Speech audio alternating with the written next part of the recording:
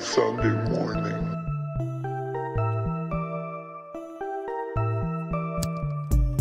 Good morning, Sunday morning.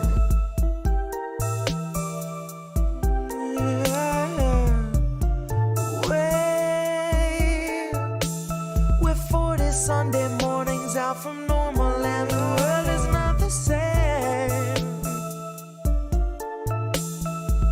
Said you waited for a warning, but the warning never came.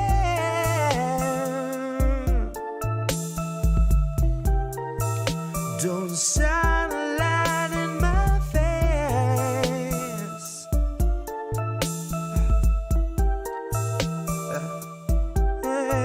Nancy gonna cut you a check too late. 2 years after your funeral's paid, 2 years after the grave, she'll be a little stronger for all of the dollars she saved. Watching you wake, watching you cling to your family slipping away. Watch her do nothing but pray. Watch her condemn the Republicans, take them to brunch and then shrug it away. Now watch us be outraged half of a day, then pick a new hero to face our leaders and think they could beat them, playing the game they played since Pelosi had real human blood in her veins. They're all one and the same, sold off stocks and they all maintain that the risk was benign and the virus was tame. Flash forward and 40 Sunday mornings fade, 250,000 people and it's wake and the cruise ship sailed today. So motherfucker, don't shine a light in my face. Wait. Good morning, Sunday morning. Good morning, Wait. Sunday morning. We're 40 Sunday mornings out from normal, and the world is not the same. Said you waited for a warning, but the warning never came.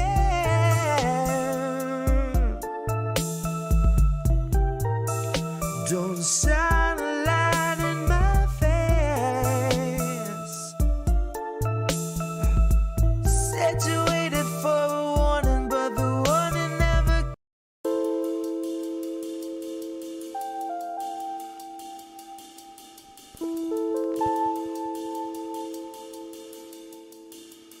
Hey, what about you, eyeballs? What did you see?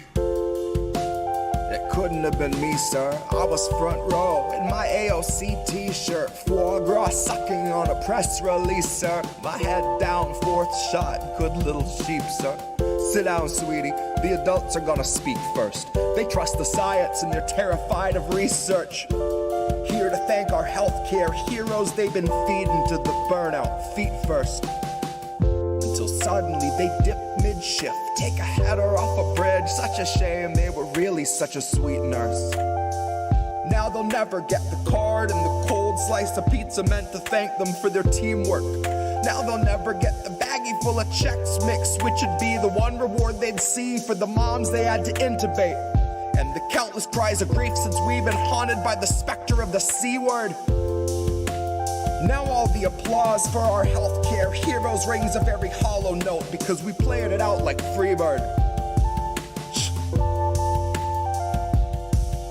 See, add the ones and zeros in our fragile checks and balances, or checks for all the wealthy who have such unholy talents that we think it's patriotic that we all got zero balances. And re-elect Pelosi so she'll face our toughest challenges, which is analogous to water for a drowning man. Nancy disregards our impoverished with a spiteful and dismissive little waving of her withered hand. Cause 500,000 freezing on the streets is Biden's winter plan. And I bet you swore they told you you were voting for a different man. But really all you wanted was a different man. It didn't make a fucking difference if he finishes the previous inhabitant's agenda and starts auctioning protected land. Biden's born to leap at any war a donor's check demands. Turns out that you can't cure greed once it infects a man. Once they lose respect for human life and focus all their fucking efforts on the oil baron rescue plan. Honey, what are we to Hecuba or Hecuba to us that if she's starving we should give a damn? Why should we be moved to tears if someone isn't eating? We won't even recognize that food is essential to our being. It's just us and motherfucking Israel who will not guarantee that food's a basic human right. Because starvation is our favorite tool of genocide disguised as sanctioned democratic healing. That's me in the corner, losing my religion, gouging out my eyes and then dancing on the ceiling. Jesus fucking Christ, what a feeling.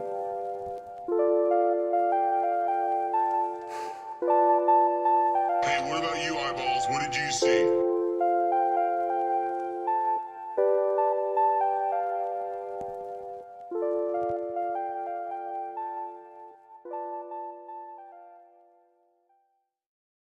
Fate demanded I be singer of a new ballad about the candidate you wanted like a finger in your fruit salad, but were made to choke down.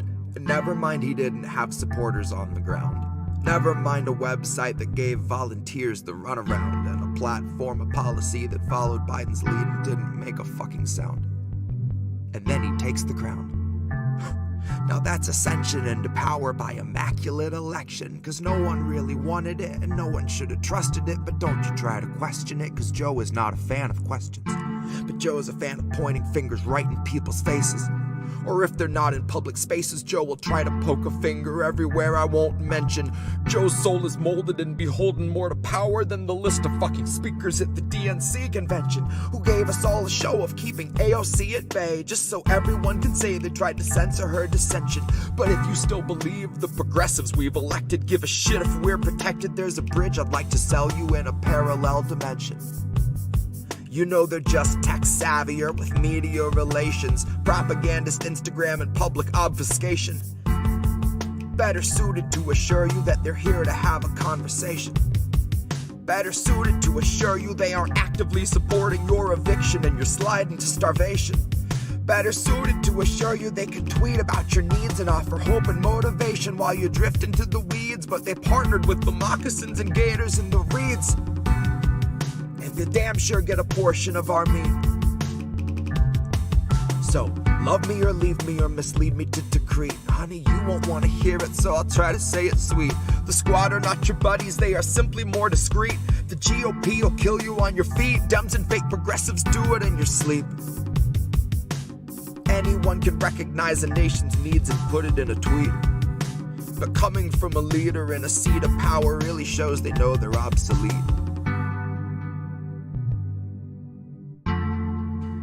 GOP will kill you on your feet. Dems and fake progressives do it in your sleep. The squad are not your buddies, they are simply more discreet.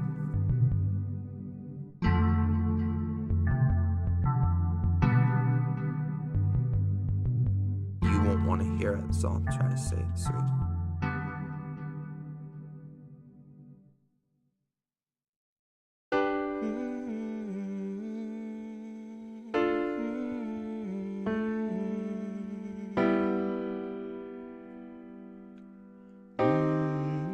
I think I liked it better being blind, when I couldn't read between the lines, and when I couldn't see the cracks in the structure that lay bare before me the whole time. I think I liked it better back when I suspended disbelief and swallowed pride. I thought I knew the difference in the red from the blue, but they both bleed us so dry. They both bleed us so dry. My favorite songs don't hit the same way. I get to the end of a 4-minute track and I'm only looking back thinking, what did they actually say? So I try to sit down with my wife and watch TV, but I just see propaganda elevating the police in the simplest of sitcom banter, and tiny little altars full of offerings to corporate masters in every well-planned wide pan shot of the name brand stocking up the pantry. Pull back one long tracking shot out to the garage to the logo on the Camry.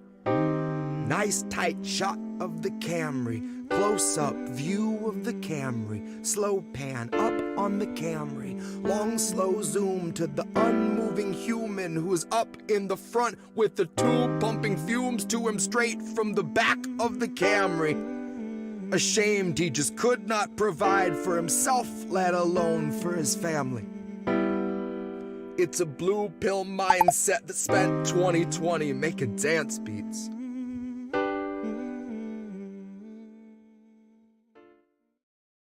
IndependentLeft.news.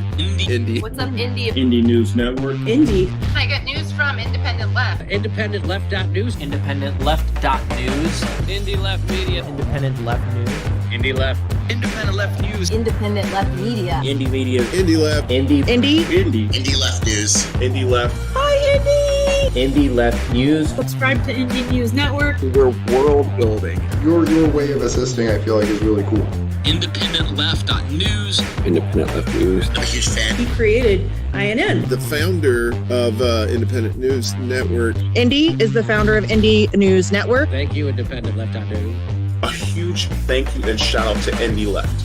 Everyone check out Indie Left News. Hey, Indie Left. IndependentLeft.news. Indie. Hi, Indie. Indie Left. Indie Left News. Indie News. Independent Media. Independent Left News has done an amazing job.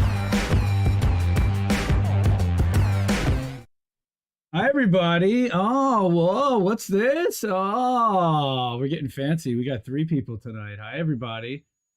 This is Indy. You know, you can see my face. But if you're listening on podcast, hi, this is Indy. I've got 2 guys with me. I got this guy, drsmokey.cloud. Check it out. He's got a new website. I probably need to reseed this thing in there. I see now inside box 1. And the other guy is Chris Legion, INN member, most censored guy on Twitter, apparently recently. My buddy, your buddy, everybody's buddy, Chris Legion. Welcome to How Did We Miss That? This is a fun show. We have fun here, as our brother Jesse always likes to say. We have fun here. I don't know why I can't move you around, Reef. I don't know where your cam is now. I think it might be this one. It's there somewhere. It's this one. There you go. Now you're moving over a little bit. Now we're cooking with gas. Boom, boom, boom, boom, boom, boom, boom. Okay. So we got 3 people here. So this is going to be a little bit different tonight. This is great. I'm so excited to have Chris here. Seriously. So let me give Chris a little bit of an introduction. Chris, right now, he just got a new Twitter account, but you can find him on Substack, which he also just joined and published his first Substack on INN, IndieNewsNetwork.substack.com. Is that also on yours too, Chris? Are you muted? Yeah, it's also on my own, so you can check that out as well.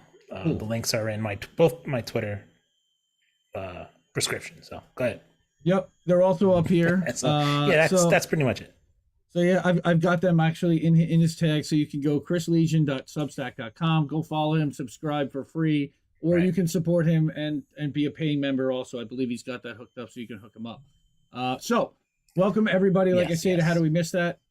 How Do We Miss That is a show and podcast streaming live on Rockfin, YouTube, Twitch, Rumble, Facebook, Twitter, Odyssey, Telegram. Yeah, we're live on Telegram. We're live on Substack. We're live on IndieLeft.news also. We self-host.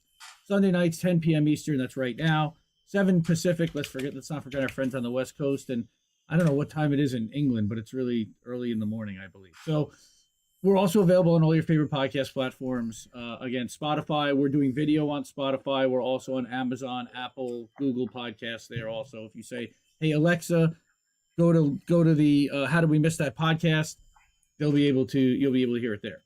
It's co-hosted normally by me, Indy. I'm founder and editor of Indie Left News and Indie Media Today. I got Reef Breland sitting next to me still. He's over there. Okay, he's the host of Reefer After Dark and INN News on Indie News Network. And then we've also got Chris Legion, and we are all members. And Chris Legion, again, he's got his own channel on Chris Legion. He is a DJ. He does stories, and he is a spicy Twitter bro. And he's an INN member. Making enemies wherever I go. It's really cool to have you here again. So glad to have you commenting on this. Chris has been doing excellent commentary on media, on censorship, on narrative management, on foreign policy, on domestic policy. I think he comes kind of more out of the progressive lefty Bernie bro side, kind of like we did, but then evolved beyond that. We're not doing that anymore, and all. Electoral politics kind of is shitty to us, and there's no hope for any of us in there right now. So it's like, all right, so what are we going to do? Mutual aid, help each other, and focus on local stuff and on electoral on ballot measures and that type. What we can actually affect. So again, welcome, Chris. We're all founding members, like I said, of Indie News Network, collaborative family of independent content creators. All the stories that we're going to cover were featured and included this week in Independent Left News between Sunday and Friday. It is impossible to keep up with the fire hose of developing news all week long. These are only 50, not 50, just like 4 or 5 pretty big stories out of the hundreds. 50 stories. Oh my God, we'd be here forever. That's a typo. Please make sure, share this link, like the stream, subscribe to our channels on all the platforms you watch and listen. We're everywhere. I've got them in the ticker, but I still always like to say thank you and shout out the volunteers and the people that actually make this show happen. Big Bad Crab, who's our creative director at INN. He does all our badass thumbnails. Jimmy Sunderland, that's Jimmy Saves World and Image Productions over on Twitch. Go follow her. She made our kick-ass trailer. We got Phantomos Phanto that does our video editing. Make sure that we've got clips every week to put up. And then we've got Fred Edward and Chris Gilman over on Twitter and Facebook and Instagram, making sure that everybody can see our stuff over there as well. So appreciate everybody. Again, podcast is available. Go to anchor.fm/independent left news, and you can find the podcast on all the platforms. So, Chris, man, so you joined INN, I think it was right after we started the network, right at the end of December? Yeah, it was like a month or two after the network started. Yeah, you were one of the first people that would. You and Angel, I remember you were like the first 2 people that we wanted to add, because you hadn't actually like started doing streaming yet, if I remember correctly, and then you started going. I was like, all right, dude, yeah, well, if you're gonna do that, let's go. And we got you. Yeah, like right. Yeah, like I remember, I think it was me, Lewis, and Angel. I think Lewis came like right after us, and then Robert Durden posted a video about us jumping on. I remember that, which was really cool. And yeah, it was great, man. It was great to be part of INN, you know. I've always wanted to be part of a network, and basically, you know, I always felt like it's strength in numbers, you know, and in independent media, we're all by ourselves. When you branch out by yourself, it's just really, really difficult. And you have so much against you. So there's strength in numbers. So it's great that we're together. We have a lot of different networks that are out there trying to make waves, but you know, we're growing, and you know, it's great to be part of this network. And I usually say, "What's up to this dude over here? What's up, Brief? What have you been doing? What have you been up to all week, man?" Working on soundboard stuff, doing INN news, AI art occasionally. Yeah, art is fun. All the finer things in life. Nice. You know, Dr. Smokey. That's right. That's actually a link to Reef's Linktree. So you don't actually have to go to remember the link tr.ee. Just go to drsmokey.cloud and literally it'll go right to his Linktree. Love it. He did that. I will let him take credit for that.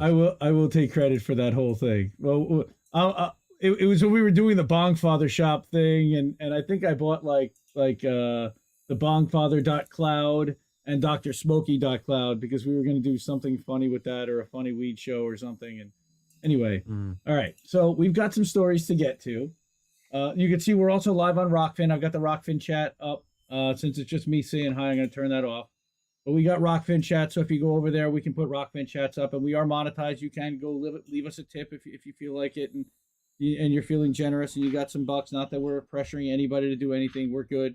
But we really appreciate it, and it does take some money to run all this stuff. So again, I wanted to go through. Here's our thumbnail. Like I said, shout out, thank you to Big Mad Crab for putting this together. We've got a bunch of stories that we want to cover. NATO doing a preemptive strike, or would they really do that? Well, it's been discussed.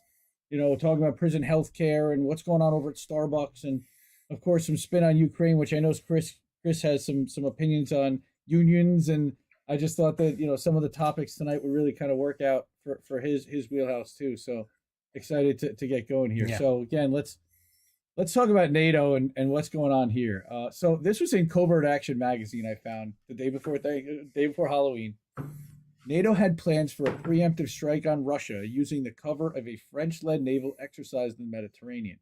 Again, this may not be that much of a surprise, but now we're actually like finding out the real truth. So revelations further underscore mendacity behind Biden administration claim that Russia's invasion of Ukraine was unprovoked.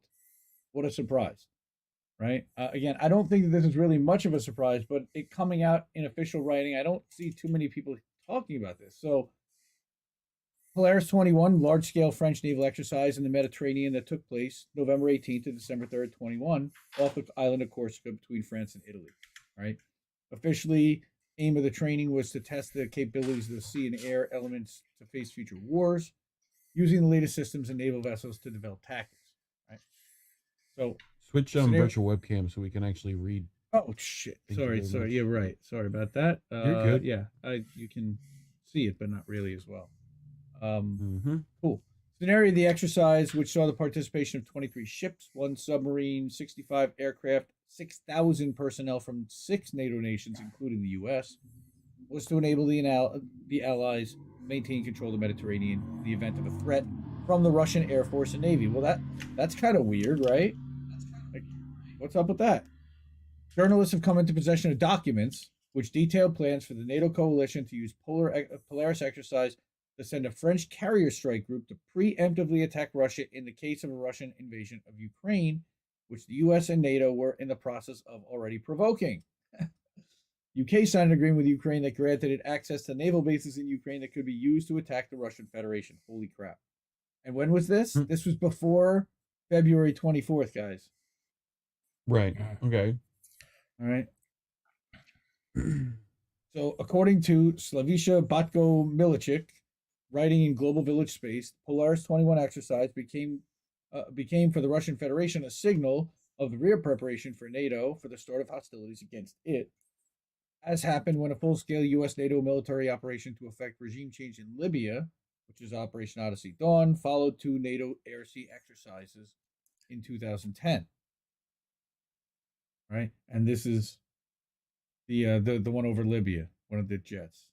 So again, covert action. I'm just ripping all the stuff. We're trying to get more visual, trying to make it a little bit more appealing.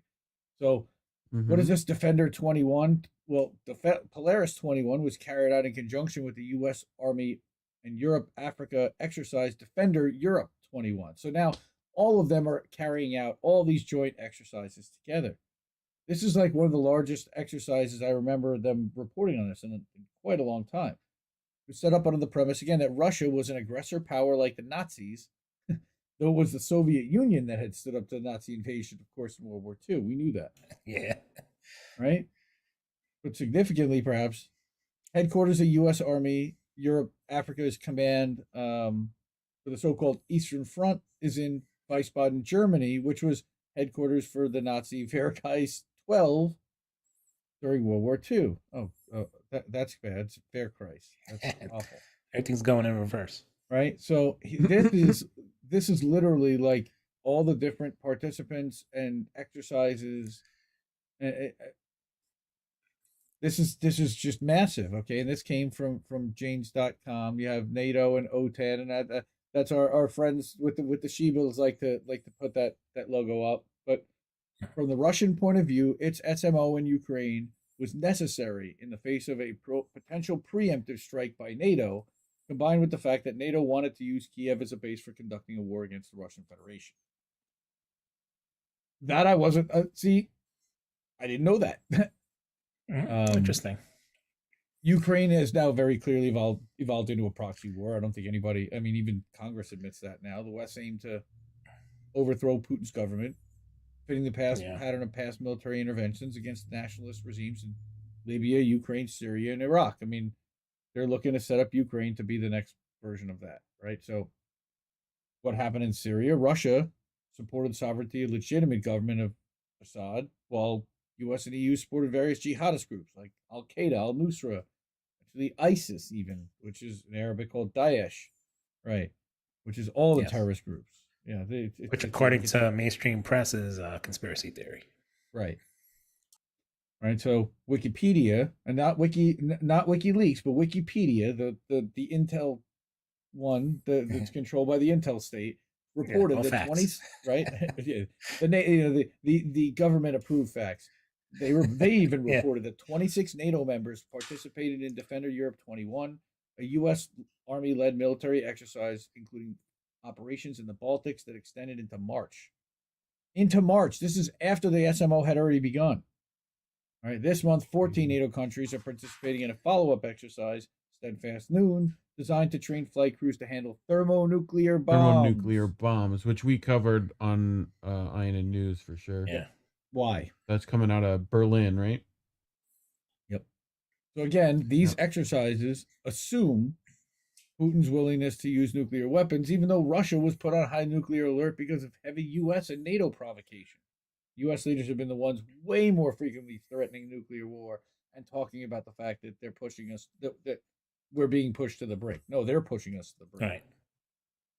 Right. So in 2019, Trump admin withdrew from the INF treaty, okay, which put a cap on the deployment of U.S. and Russian strategic warheads. And there's the picture of Reagan and Gorby famously signing that. Right. This was a good example of the move away from diplomatic engagement by U.S. leaders waging a new Cold War that has already become hot. And it's scary. It's like the amount of stupidity from people at the top of the military industrial complex who are, they're only looking at the profit part of it, but they really think that like this can't go to a hot war, or I don't know what they're thinking, or they're just totally out of control. I don't know what it is. Yeah. I have to turn you up, Reef, a little bit. No, I should. Maybe. Yeah. I can't. Here, I can you're good. pull this closer a little. Oh, yeah, that's much better. There you go. How about that? Yeah. That work? Yeah. Well, I mean, they just got their kill streaks in Call of Duty. I think that's what it was. Yeah. Tactical nuke incoming! Yeah. Like that's pretty much what they're waiting for. Yeah, just play so much Call of Duty. They think like it's real life. Yeah, they think it's a tactical that they can do somehow limited nuclear warfare. That's what they think is possible. I don't even know how to define that sentence. Yes, Spoopy! but it's like, Spoopy what's up, is in Spoopies? the house. Spoopies. And we've got Screw Google. What's up, Screw Google? I remember you from HLM chats. Yeah, RestreamBot is actually relaying chats from the INN, from the Indie News Network channel over to Indie Left News and vice versa. Because we've got both of them hooked up, as well as relaying chats from Twitch. So you can see the chats that are coming over from Twitch or any other platform. Wow. Yes, thank you, Reef. Appreciate that. So that was our first story. That was a quick one. I like that. I like beautiful. The next Nothing story like make you feel good.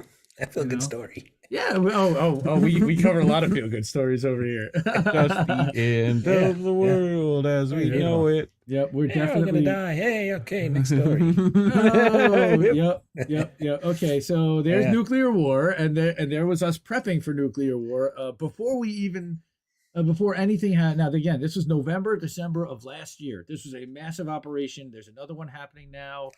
And again, but Putin's the bad guy, right? Putin's the bad guy. Yeah. This looks like the start to a friendly judo match. Well, nobody else can see that yet. So let's show everybody what that friendly judo match looks like. Okay. And we're gonna talk about some of the spin on Ukraine. That's our Secretary of Defense, very famously Lloyd Austin. And that is the president, I believe, of NATO. And we're going to talk about him in a few minutes. But we've got Oz in the house. We've got Garrett Brown, Rick Solis, Kelly. Hi, everybody. How's fam? Good to see everybody. So much love out there. And we need it because the world is going to hell. So, Ukraine spin, what's going on? Patrick Lawrence. It's funny, Reef. We covered Patrick Lawrence last week, and he posted he did an original for SheerPost, which is in the not to be confused with Jennifer Lawrence or the other Lawrence that's the actor. Martin. Yeah. No, not to be confused with either of those. But so this is in Consortium News, which is another Indie Media Award winner, like SheerPost was. Patrick Lawrence very easily could have been, and they put their caveat disclaimer on this one. The views are solely those of the author. It may or may not reflect, but I have a feeling that in this case they actually do reflect the views of the editors and those of Consortium News, who are amazing, outstanding people. I've actually been DMing and messaging back and forth with Kathy Vogan, who's one of the editors and founders. She's fantastic. Go follow and support Consortium News if you can, please. They're one of the few independent, really uncorrupted outlets that's calling out what's going on with imperialism. So is Covert Action Magazine, the one before. They do outstanding work again since 1978. The new one again, Consortium News. Patrick Lawrence, War as Presentation. And this is really talking about narrative stuff. November 1st, this is the day after Halloween now. As the U.S. midterm elections approach, the gap between Western media's depiction of the war in Ukraine and the actual war waged on the ground appears to be widening more dramatically, right? I don't think that's surprising. And there's... Oh, sorry, those are voters. Wait. Yeah, the kid. Wait. You see the kid? Oh. Pokemon go to the polls. No. Yeah. No. Oh God, she has infected our stream. Go away, Demon C. Go away, Demon. All right. Of course, we are urged that, and I believe Patrick has a British accent, but then he came over here. He lived here for a long time. His bio is on at the end. We're urged at every turn to dismiss everything Putin says is upside down to the truth. Right? Those of us who keep our heads while all about us, others are losing theirs and blaming it on us, risk dismissal when we take the Russian president seriously. Never mind. It's simply time to dismiss those who dismiss. In his long interviews with Oliver Stone 5 years ago, Putin observed that it is impossible to work with the Americans because everything is held hostage by their election cycles. So true. Too bad so many among us are not capable of listening to the Russian leader on this point and learning from it something about how our post-democratic system malfunctions. Right? Domestic politics, what plays in Peoria and all that, determines foreign policy. This was Putin's point. And what electoral politics determines foreign policy becomes presentation, which is to say unserious, because all the good people of Peoria ever get from Washington polls are unserious presentations of events and policies that have little to do with reality. He's right, okay?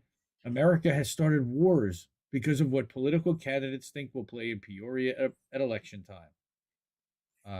I think we're seeing that play out right now. Countless lives have been sacrificed to the cause of this or that political candidate or party. Paul Pelosi, what? No, I didn't say that. As the late Robert Parry, who is the founder of Consortium News, and Gary Sick established, there is ample reason to suspect that the Reagan campaign conspired with Iran during the 1980 presidential campaign to delay the release of American hostages at the U.S. Embassy in Tehran until after the November 4th elections. Whatever happened between Reagan's people and the clerics governing Iran, the great communicator went on to present himself as the strongman savior of the hostages who were released on January 20th, 1981, of course, the day that Reagan was inaugurated after trouncing Jimmy Carter at the polls. This is all known history, right? And now we have the Ukraine case, and we need not bother with ample reason. It is an open and shut, evident at this point, that we witnessed two wars as the American armed forces of Ukraine face off with the Russian military. Let me read that again. It is open and shut evident at this point that we witnessed two wars as the armed forces of Ukraine face off with the Russian military. There is the presented war, the meta war, you might say, and there is the waged war, the war taking place on the ground. Nothing meta about it. Wow, that was a real Freudian slip. American Armed Forces of Ukraine. It might as well be. I mean, we all know that's... Yeah, pretty much. Right, and they're actually, this is one of those pictures. This is from Wikimedia Commons, from Wikipedia, not WikiLeaks. This might even be WikiLeaks, but this is Putin and Oliver Stone sitting down. The Biden admin has been committed from the first to fighting the presented war, the war of appearances, because maintaining the public support for this dreadful folly is essential to keeping it going. And with the midterms near, the administration and the clerks in the liberal press serving it are pressing the presented war with the vigor of D-Day generals. Right? Stay with us, all you wavers of blue and yellow flags. Forget about inflation and what you have to pay for a gallon of gas or a box of Wheaties. We're getting this done. The tide is turned. The good, courageous, self-sacrificing Ukrainians are winning against those looting, war crime committing, village destroying, brutal, they are ever and always brutal, Russian forces. Don't lose heart. Support us on November 8th as we support Ukraine. Wow, that really does sound like a Democratic Party ad. Yeah, I just threw up in my mouth. Sorry for even having to say that. Yeah, that is the pitch. This is the presentation. Right. Parenthetically, I do not think this rubbish will make a whit's difference when those Americans foolish enough to go to the polls next week. Right. But the White House and Democratic field have to put this across because the Republicans are hammering them daily about the irrationality of their profligate commitment to proxy war that simply cannot be won on the ground. And then there, of course, is the Frontlines coverage ban, which Patrick goes into, and that gets into our friend Eva Bartlett, of course, who's famously in the Donbass. The presented war has been at variance with the waged war more or less since the Russian intervention began on February 24th. This is why Western correspondents, in any case apparently short on guts and integrity, are pleased enough to conform to the Kiev regime's ban on coverage from the front lines. What? Yes. There's nobody embedded with you. Well, also because they don't want to get the reporters killed because all the Ukrainian soldiers many of them are actually getting killed. So that's I've actually seen it. I've seen a bunch of reporters that go there and they never go up to the front line. They're always in the back. And they're not allowed. A couple of bombs go off and they run away. Like Malcolm Schmantz. Yeah, like little Dylan Dumb Bum Barnes. Did he even go there? By and large, these correspondents report the presented war, but the gap between the presented war and the waged war now appears to be widening more dramatically. And here's where it really gets insane. It's an emperor has no clothes. On one hand, the Ukrainians' celebrated counteroffensives launched in August appear to be exhausted with no significant gains achieved. You also have Russia's call up of as many as 300,000 reservists and the appointment of Sergei Surovkin, who's a no-nonsense general that led Russia's campaign against the Islamic State in Syria as the overall commander of Ukraine operation. On the other hand, you have the midterms. Yeah. Since the summer, the Democrats' prospects on November 8th grow ever dimmer. Those prosecuting the presented war have grown even more incautious in their departures from the waged war. They're just being ridiculous. I could be wrong, right? But this latest phase in the presented war began October 12th, the midterms a month away, when the New York Times quoted Lloyd Austin saying that Ukraine's offensives will continue well into the winter and that Russia's recent attacks on Ukraine's infrastructure have fortified the West's unified resolve to continue supporting the Kiev regime. Holy shit. Doesn't Russia really fight good during the winter? Is that where they're... That's like their thing? That's their thing, That's right? that's kind of like their thing. Kinda, yeah. So good. There's Jen Stoltenberg and Lloyd Austin. And here he continues, right? Yeah, go ahead. I expect that Ukraine will continue to do everything it can throughout the winter to regain its territory and to be effective on the battlefield. Okay? But we're going to do everything we can to make sure that they have what's required to be effective, meaning $100 billion and tons of weapons. Yep. But they're still losing. And those weapons are going to end up in God only knows whose hands. Oh, wait until everything... say we get out of this when it's over. All that stuff is going on the black market, as it already is, though, but it's going to get really bad. Yep. Wyatt Reed, too, by the way. Shout out to Wyatt Reed. Shout out to Georgia Leeson. Shout out to all of the reporters that are in the Donbass region that are trying to report from the ground and from the front lines to give us the story of what's really happening and call out the Nazis for being Nazis when they act like Nazis. But here's what's weird. Again, Patrick's pointing out that Austin's comments seem to me to mark an important point of departure from reality. Neither of the above quoted assertions is true according to all available evidence. That's bad. Ukraine's counteroffensives, after its forces push through an open door in the northeast, have nothing to show for themselves and are in for a debilitating winter. The West's resolve, no secret to anyone, even the Times, looks increasingly wobbly, especially as the Democrats are about to lose Congress. Basically, they're going to have 8 weeks to spend a shitload of money, and then they're going to lose the ability to continue to fund this thing. But here's the thing about the presented war. What's said in its cause does not have to be factual or in any way true. It simply just has to be said over and over again. Fake news, right? And what do you mean? It's wrong, right? And this is how. On Sunday, the Times published a long piece by Andrew Kramer under the headline, "With Western Weapons, Ukraine is turning the tables in an artillery war." The subhead was even bolder. In the southern Kherson region, this is a quote from the New York Times, Ukraine now has the advantage in range and precision guidance of artillery, rockets, and drones erasing what had been a critical Russian asset. Yeah, okay. Wow, I said over my fourth morning coffee, turning the tables, erasing Russia's superiority in artillery. This is a lot of turning and erasing. Drinking my latte. Right? Watching the, yeah. The Kramer's report rests on interviews with a Ukrainian lieutenant, a first lieutenant, a major, and a Polish consultant sitting in Gdansk. All of them, fair to say, troops in the presented war. They are full of ballsy, let-me at 'em remarks. We can reach them and they cannot reach us. One shot, one kill. It'll be Stalingrad in winter for them, which tells us precisely nothing. Kramer's assessments, all nothing more than the echoes of the above noted sources, are in this same line. There is no mistaking the shifting fortunes of the Southern Front. Ukraine now has that artillery superiority in the area. This firepower has tipped the balance in the South. Again, saying nothing. These statements are absolutely perpendicular to what one reads from sources other than Kramer's, and he should be ashamed to present them as reliable. And here's a doozy from the first lieutenant. We hear a lot of rumors that they're abandoning the first lines of defense. This is what people are saying. People are saying, a lot of people saying they're abandoning the first lines. God almighty, this is so pathetic.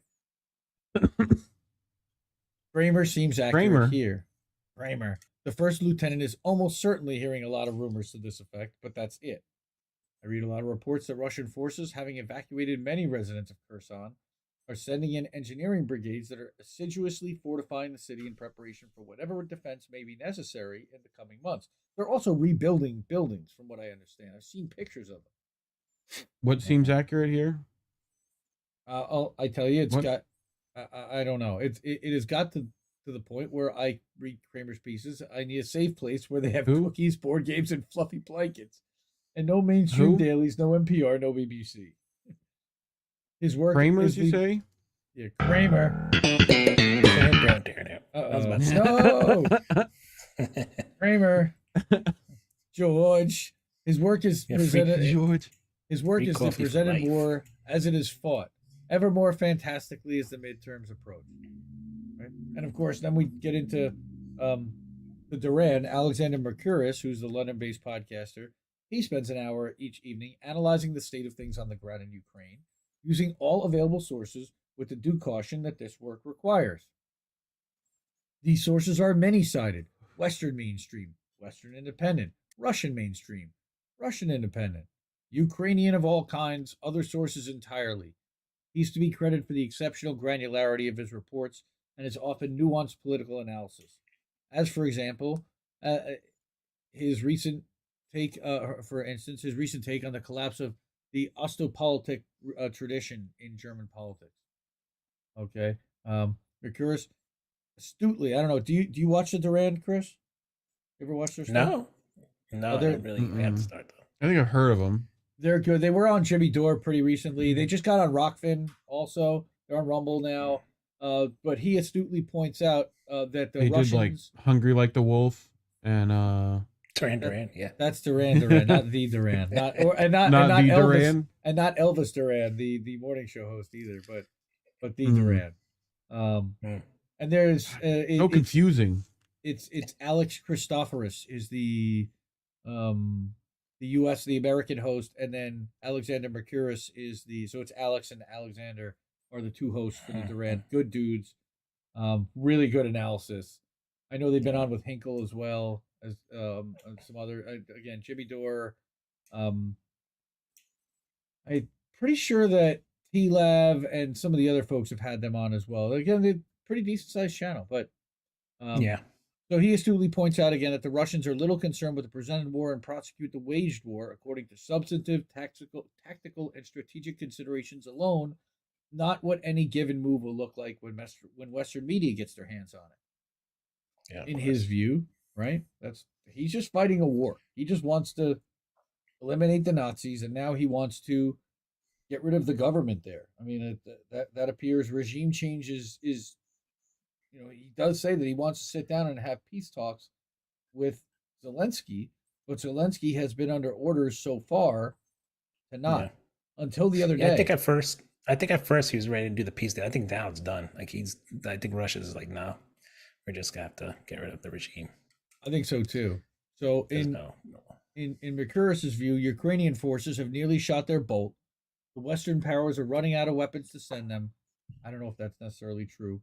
Russian forces are beginning to gradually advance once again, which is true, and the buildup of Russian troops and materiel, anyone who looks can see, many portend one or another kind of major assault, possibly a knockout blow in the coming months. And while Patrick has not reported directly on any of the questions raised here, the preponderance of the evidence presented leads me to conclude reports such as Mercouris's are far more accurate than what Western media offer, and that these media trade primarily in the propaganda of what the presented war is made. I think Moon of Alabama also falls into where Mercouris is going. They've done outstanding work analyzing the actual fronts and where the battles have taken place and where territory has been gained and lost. So it'll be interesting to see what happens to American media's reported from Ukraine once the midterms are over and there's nothing more for Democrats to win or lose. And that's what I wanted to report on today. And I'm going to do that after we're done here.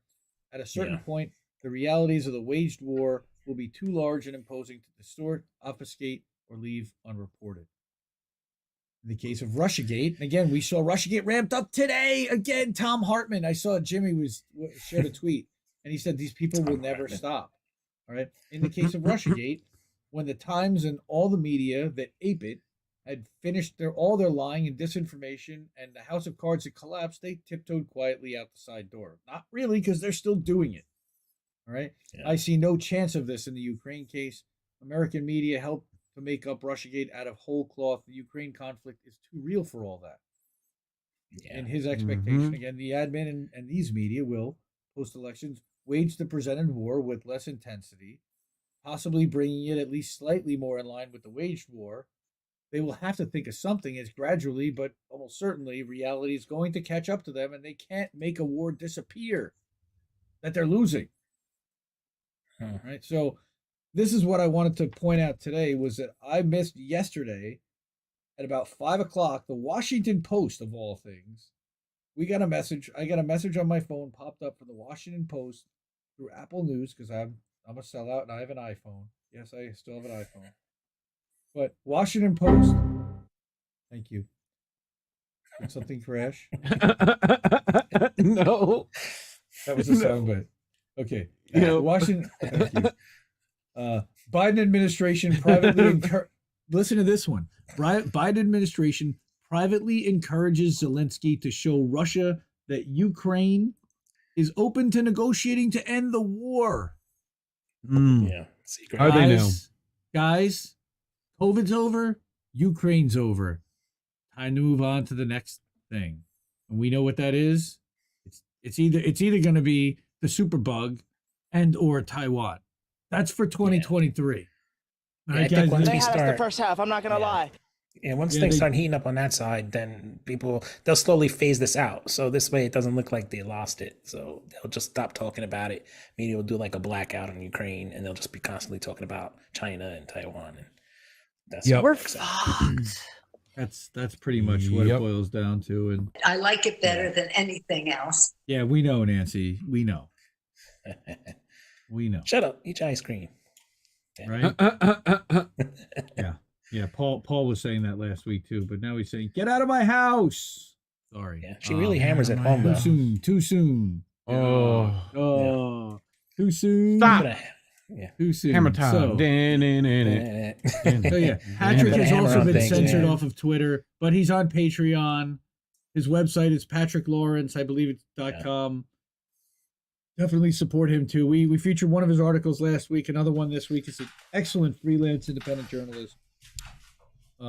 Covers foreign policy, U.S., British stuff primarily. Outstanding. So now we have. They missed the mark with the Nancy thing. You know, if they had just made him like also have a sickle with it, they could have blamed it all on the Russians. You know. Oh, dude, yeah. They definitely should have done that. Blamed it all on the Russians. Yep. Well, the Russians made the guy hit him with the hammer, Putin had a mind control device on him. Thank you. Then there was the famous Joe meme of Jimmy Dore standing next to the garage door with the hammer. That one's good. Allegedly. Right. Paul forgot his safe word. Allegedly. Yep. That's right. Right. Okay, so we've got another story here, and you guys can see it. So now everybody else is going to too. Prison healthcare. Too expensive. Okay, so this is really gross. Watch this one. Holy crap. I'm like, guys, I have not heard anything about this, but prison healthcare, for those who can afford it, it's the Mayo Pete version. Yeah. Trigger warning. We're going to mention death by suicide and trauma from incarceration and medical neglect. Just as a warning. This was in Prism magazine. This was shared by our friends over at Newsdive. Shout out to Newsdive. They're a pretty good show over on Twitch. But just seeing this, okay. But this is kind of a shockingly sad. I can't believe that this is going on. Like, we're locking these people up and then not even giving them health care. Like, so when Ronald Marshall would hear about someone who was sick, he'd gather several days' worth of food from his prison locker box and bring it to the sick person to encourage them to get care. Incarcerated people often face having to choose between purchasing hygienic supplies or food at the commissary or visiting the infirmary and incurring copay costs. Copays! They pay fucking copays. Mm-hmm. We know that the brother doesn't have the $3 to pay for the medical copay, but he's sick and $3 is 6 to 8 people full. It's a cluster. Yeah, and $3 in prison's fast. like $300. Seriously, like $3 is like gold. But, Yeah. okay, despite how quickly health issues can compound and spread within prison walls, like many in the U.S., incarcerated people often seeking care because of out-of-pocket copays, constrain families with limited financial resources, and saddle them with medical debt. For many incarcerated people, that financial risk, on top of the risk of mistreatment and verbal abuse that often accompanies an infirmary visit, is more than enough to deter them from making a sick call. They get harassed for going to the doctor by the other prisoners. People struggle with not affording the copay. Says Cynthia Alvarado. She served 12 years in Pennsylvania for being wrongfully convicted of murder. That creates mental health issues because you're now depressed, you're now sad, and you now have more problems. Right? I do know in Rikers, they don't even send you to the infirmary. They just let you die in the cell. Jesus. It's brutal. Yeah. Okay. Yeah. And more problems over not being able to afford something that should just be free while you're in the custody of their care. I mean, so in 1976, the Supreme Court ruled in Estelle v. Gamble that denying health care to an incarcerated individual is a violation of the Eighth Amendment, but that ruling says nothing about prohibiting copays for medical care.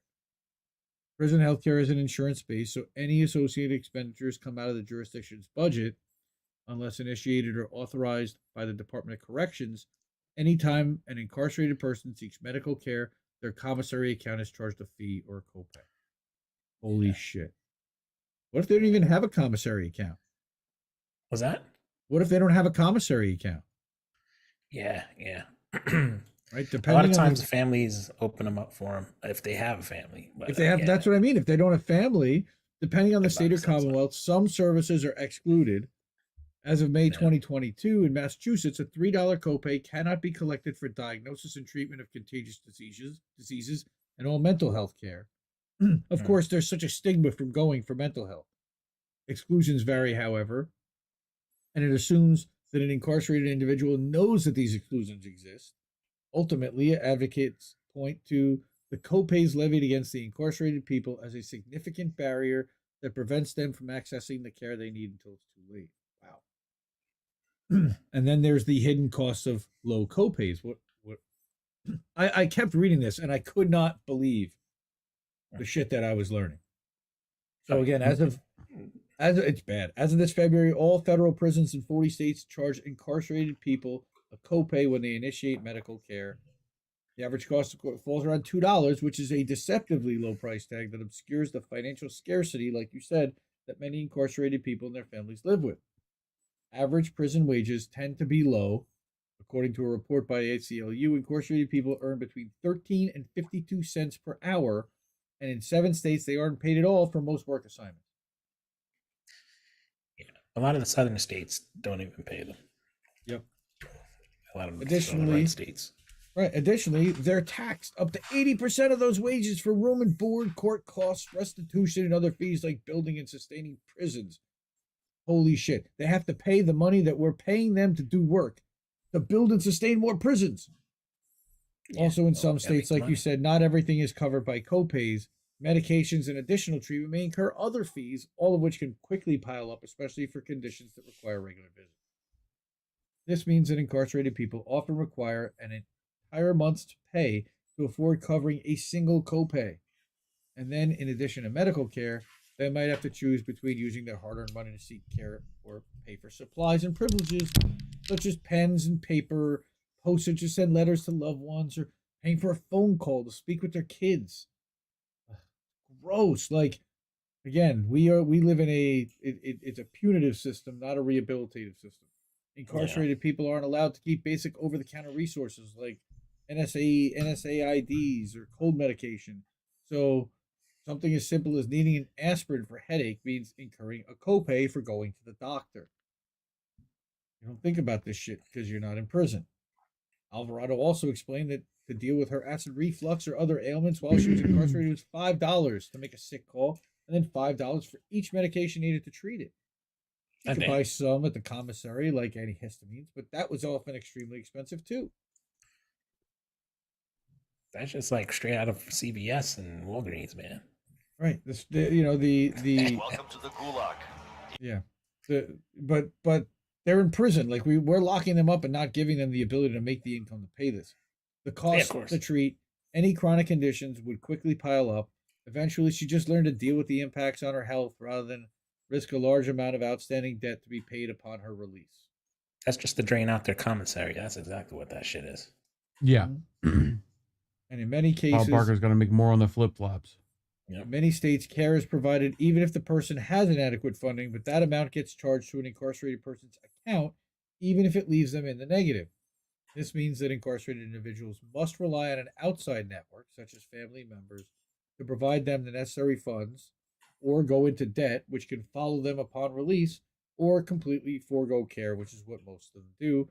It says, while some incarcerated people have outside support systems and can keep money in their accounts, it's not an option available for everyone. Again, I don't know what the percentages are, but Maria Gellner, who's from PA State Policy Director for Families Against Mandatory Minimums, says it's not only a financial burden, but an emotional one for both incarcerated people and the families who support them. Well, that makes sense. Most people in prison don't come from wealthy backgrounds, so we're compounding a socioeconomic issue. Their families are subsidizing this. They also have the added stress of worrying about the lack of proper care, whether they can afford to subsidize it. It's money that they need. Yeah. Again, everybody needs money. We're all freaking broke right now. A literature review from 2020 details different types of debt that a formerly incarcerated person holds and what impacts it might have, including medical debt, which one study found formerly incarcerated women are particularly impacted by. Well, that makes sense, Scott. For some reason, men tend to visit the doctor less, and women, because of menstrual cycles, all kinds of stuff, they tend to need doctors more frequently. The harsh reality. Go ahead. Yeah, the few prisons and jails I worked at, the few of the women ones. Yeah, they're very like big on the medical part. So I would presume that's where all the money is going, like where they want to drain it out of. I don't know who's needs. Being asked to not be chosen as moderator. All good, man. Appreciate that. So harsh reality is that many people, especially those serving a life sentence, will not be released from prison alive. So who pays that debt in the end? I mean, their heirs, if there are any. Otherwise, it just gets written off, I guess, as bad debt for the state. I don't really know. Reports of COVID incidents. So, I mean, go ahead. Well, keep in mind, the prisons are all making profit. Well, not all of them, and not the ones not the federally owned ones. I don't believe they're not for-profit prisons, are they? No, but the other ones, and I think even some of the federal ones, depending on which state, like are done through private contractors. So, they're not federal; it's private, but they get paid through federal program. federal Right. contract. Yeah, that's a bunch of them now. They're all doing it because it's cheaper. Yeah. And Because it's cheaper and it lets you do more quotas that way. It's like you have to like, because it's a private system, you're like, they're requiring the state to push in more into that, like more inmates. Yeah, there's a contract. So you have a contract and you have to incarcerate a certain amount of inmates per year or some shit like that. Right. To keep that like contract available essentially. Right. No, so basically if the government doesn't keep it filled, then they get charged the extra charge to the government. So it incentivizes the government to actually make sure that they keep the prison full. Yep. And it goes by like per inmate. Yep. Percent of inmates. They're paying by bed per bed. I mean, and that's at county level, that's at federal level, that's at like But again, there still are federal prisons that are run as not for profit, that are run as. But again, that doesn't mean not for money. That means they have to spend whatever they take in and whatever they're allocated, and they figure out ways to spend that. No, not allegedly. They are required by law to spend every dollar they take in, whether that is wasting it on whether that is wasting it on toilet paper or whatever, extra toilet paper. Right. But that's not a waste. They'll use that. Couple of bottle of whiskeys for the warden. Well, right. Sure. I do know that I did talk to like one corrections officer in like one prison, and he was telling me that a lot of times they don't like private corporations coming in because what they do is they give them like a low price through contracts and through deals, and then as time goes by, they really shoot up the prices. So they like to stay government owned. They don't want to like go private and anything. Yeah. So that makes sense. Yeah. So again, when we get into COVID, reports of COVID incidents suggest that the risk of contracting COVID was higher in prisons than the rest of the U.S. population, and the death rate 2.3 times higher for incarcerated people. Wow. Compared to general public. Again, early in the pandemic, many states suspended collection of copays to curb the spread of the disease, although this practice has since resumed in many states. With the rise of long COVID and complications worldwide, it remains to be seen how this might impact the short and long-term health of those who are incarcerated, because they're all living in close conditions that are all open. I mean, the ability to spread between, other than, look, we live in private residences. For us to give it to our neighbor is a whole lot more difficult than for them to give it to their neighbor. Even before COVID, one report surveying incarcerated people in 2016 suggests that almost 20% of people in state prisons report ever having had an infectious disease, and 51% ever having had a chronic condition. Wow. Right? That's like mostly breathing stuff, I would guess, but particularly for those with chronic conditions, both the cost of seeking care and the cost of not being able to seek care can add up to devastating results. I can't even imagine what like a diabetic or someone who has to be on dialysis would do in prison. Again, these risks become even higher for marginalized people in carceral facilities who tend to be Black, Latinx, and other people of color, often in poorer health than the general population, and part of a rapidly aging population that needs more specialized care. Right. Which means there's less money available for the healthier population. Then for many advocates, the removal of medical copays in prison is about more than affected individuals. It's about moving toward equity and justice within the carceral system. Yes, I mean, look, we're locking these people up. The least we can do is give them health care. The thing is that the argument, I think, from many people is that they would get better health care in prison than they do out of prison. So that's almost an incentive to commit crime, to go to prison to get health care at that point. Yeah. Right? But you've got officials claiming that prison medical care copays are meant to discourage people from seeking what they call unnecessary and wasteful health care, as well as teach them how to budget. Yeah, right. But the ultimate impact of this condescending assumption is that incarcerated people are discouraged from seeking care. Some states have recognized these challenges, and advocates are doing what they can to abolish copays.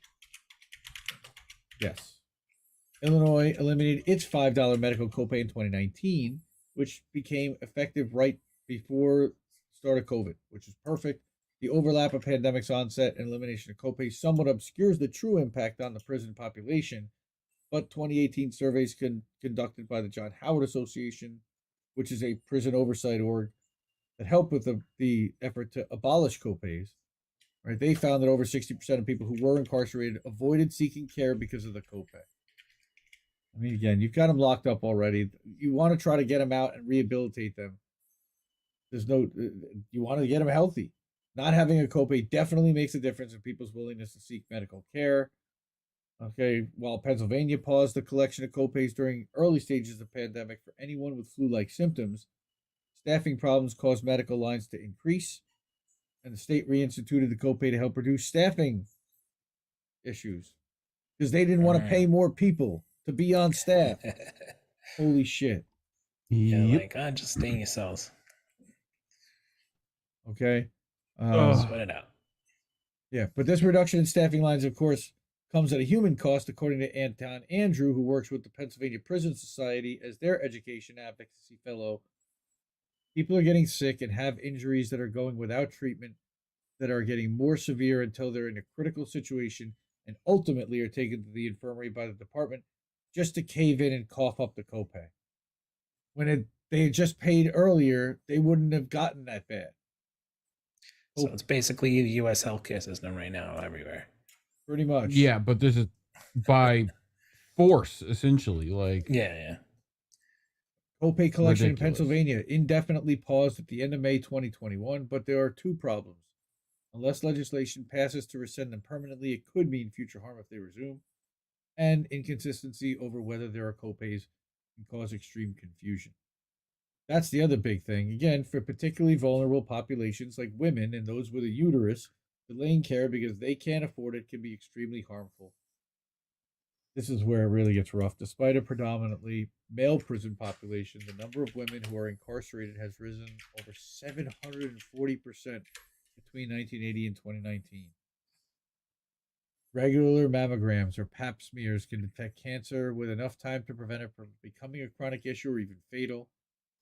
Still, as time between regular gynecological screenings grows longer, lack of money only serves as a deterrent to seeking timely care. She explained that women might experience something abnormal, such as bleeding, but it's ultimately ignored until it's too late. And all too often, along with the trauma of a forced hysterectomy, patients must take hormone pills for the rest of their lives. If they would have gotten the screening sooner, or they hadn't had the $5 copay, we would have treated the cancer, or even found out that there was some there. But in the end, the result is the hysterectomy that women are getting so often in prison that nobody's talking about. Now, is that the gold plan or the silver plan? Which one is that? I think that's the bronze. I think it might be the bronze plan. The rust plan. Perfect. Right. Yeah. Right. Yeah. Marshall was released last October after serving 23 years of a robbery sentence in different Louisiana prisons, and now she's involved in the writing and advocacy of a bill that directly addresses copays. Louisiana notably has the highest percentage of incarcerated individuals in the U.S., so reform cannot come soon enough. Despite support from those in power to completely abolish copays in Louisiana prisons, the bill stalled in committee in March. Fucking politicians. The main area of concern is the same one repeatedly heard. Without a copay, people would abuse the healthcare system and seek wasteful care. Because people should not get wasteful healthcare. Instead of it's a staple of America, man. Oh my God. Wasteful healthcare. Instead of full elimination, what's proposed now is that anyone with more than $200 in their account, copays are reduced from $3 to $2. Thanks. For anyone with an account balance of under $200, the copay is automatically completely removed. And while this may reduce the chances of going into medical debt while incarcerated, what that's going to do is they're going to keep their balance below $200. And it's not nearly enough. All right. The longer you're in prison, the more you begin to lose your support system. Family dies off. Right. Loved ones die off. You're there alone. You have men who've been incarcerated 30 to 40 years. They don't have anyone sending them anything. Yep. So again, the consequences of completely foregoing or receiving inadequate care is only magnified when a person is incarcerated. Again, total monstrous shit. Individuals can develop complicated chronic issues that could otherwise have been prevented, and that affects the quality of life. And transmissible diseases and viruses like TB and HIV are known to spread quickly in prisons, of course. Yep.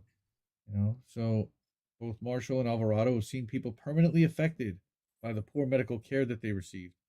Alvarado recalls a woman who's now paralyzed because of a botched hysterectomy. Marshall remembers a man who repeatedly sought relief for chronic headaches and ultimately suffered a burst aneurysm. While he survived, Marshall said he's different now.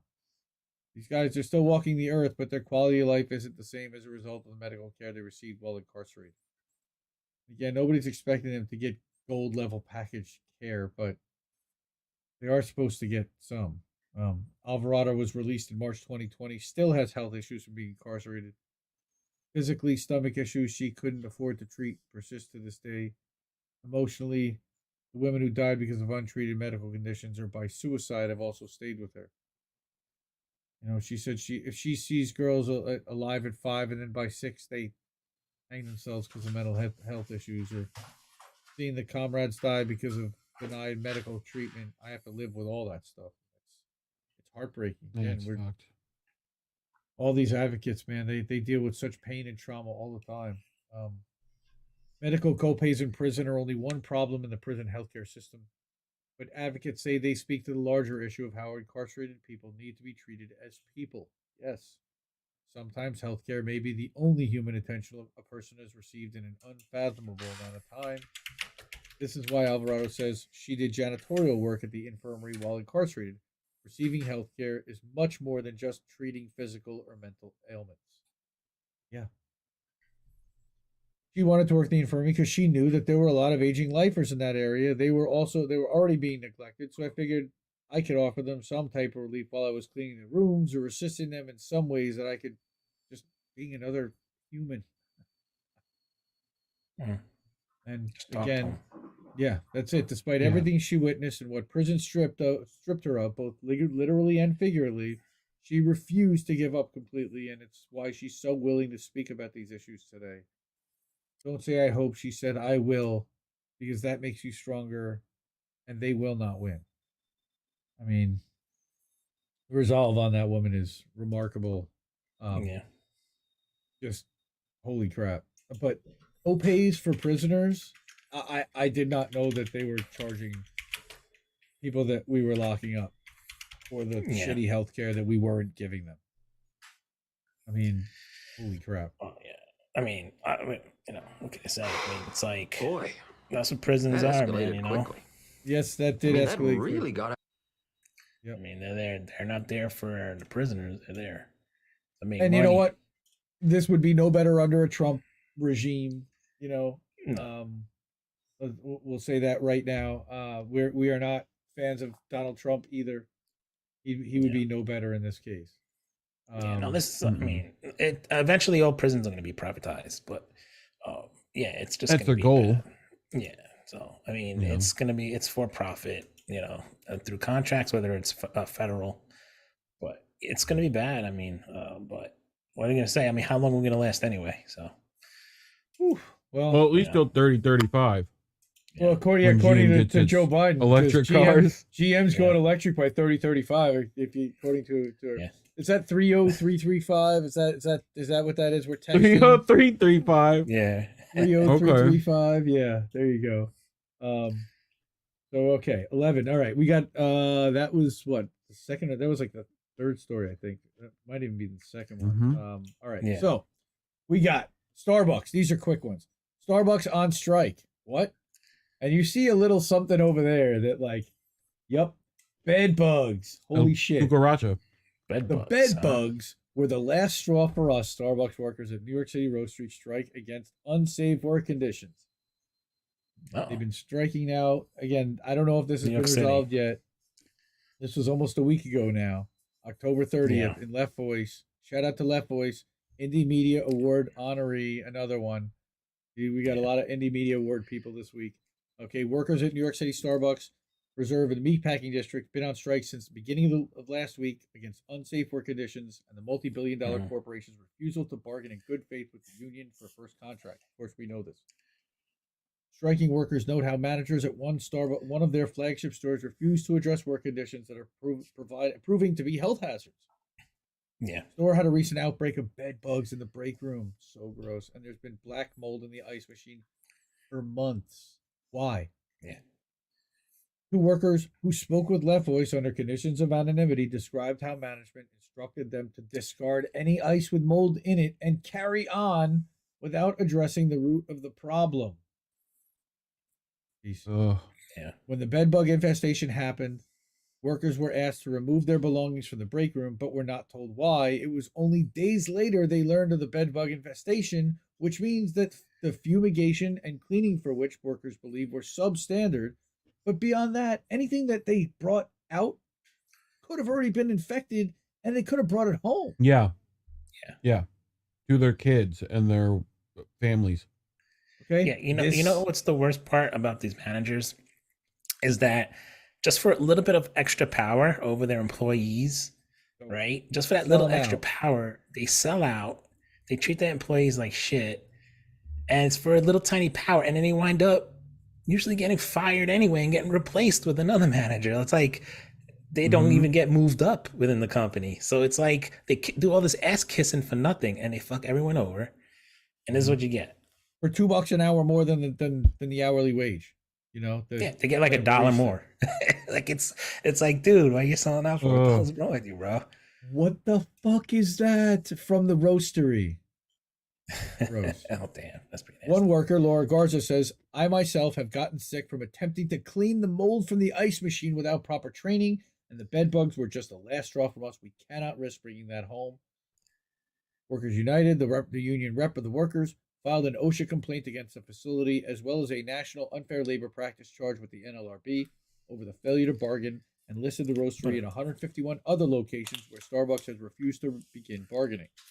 NLRB is such a waste of an organization. They don't do shit. And it's the only organization at all that we have even slightly to hold these guys accountable. There's only one. Right? You know? Well, other than Congress and the White House, but we all know what they're doing.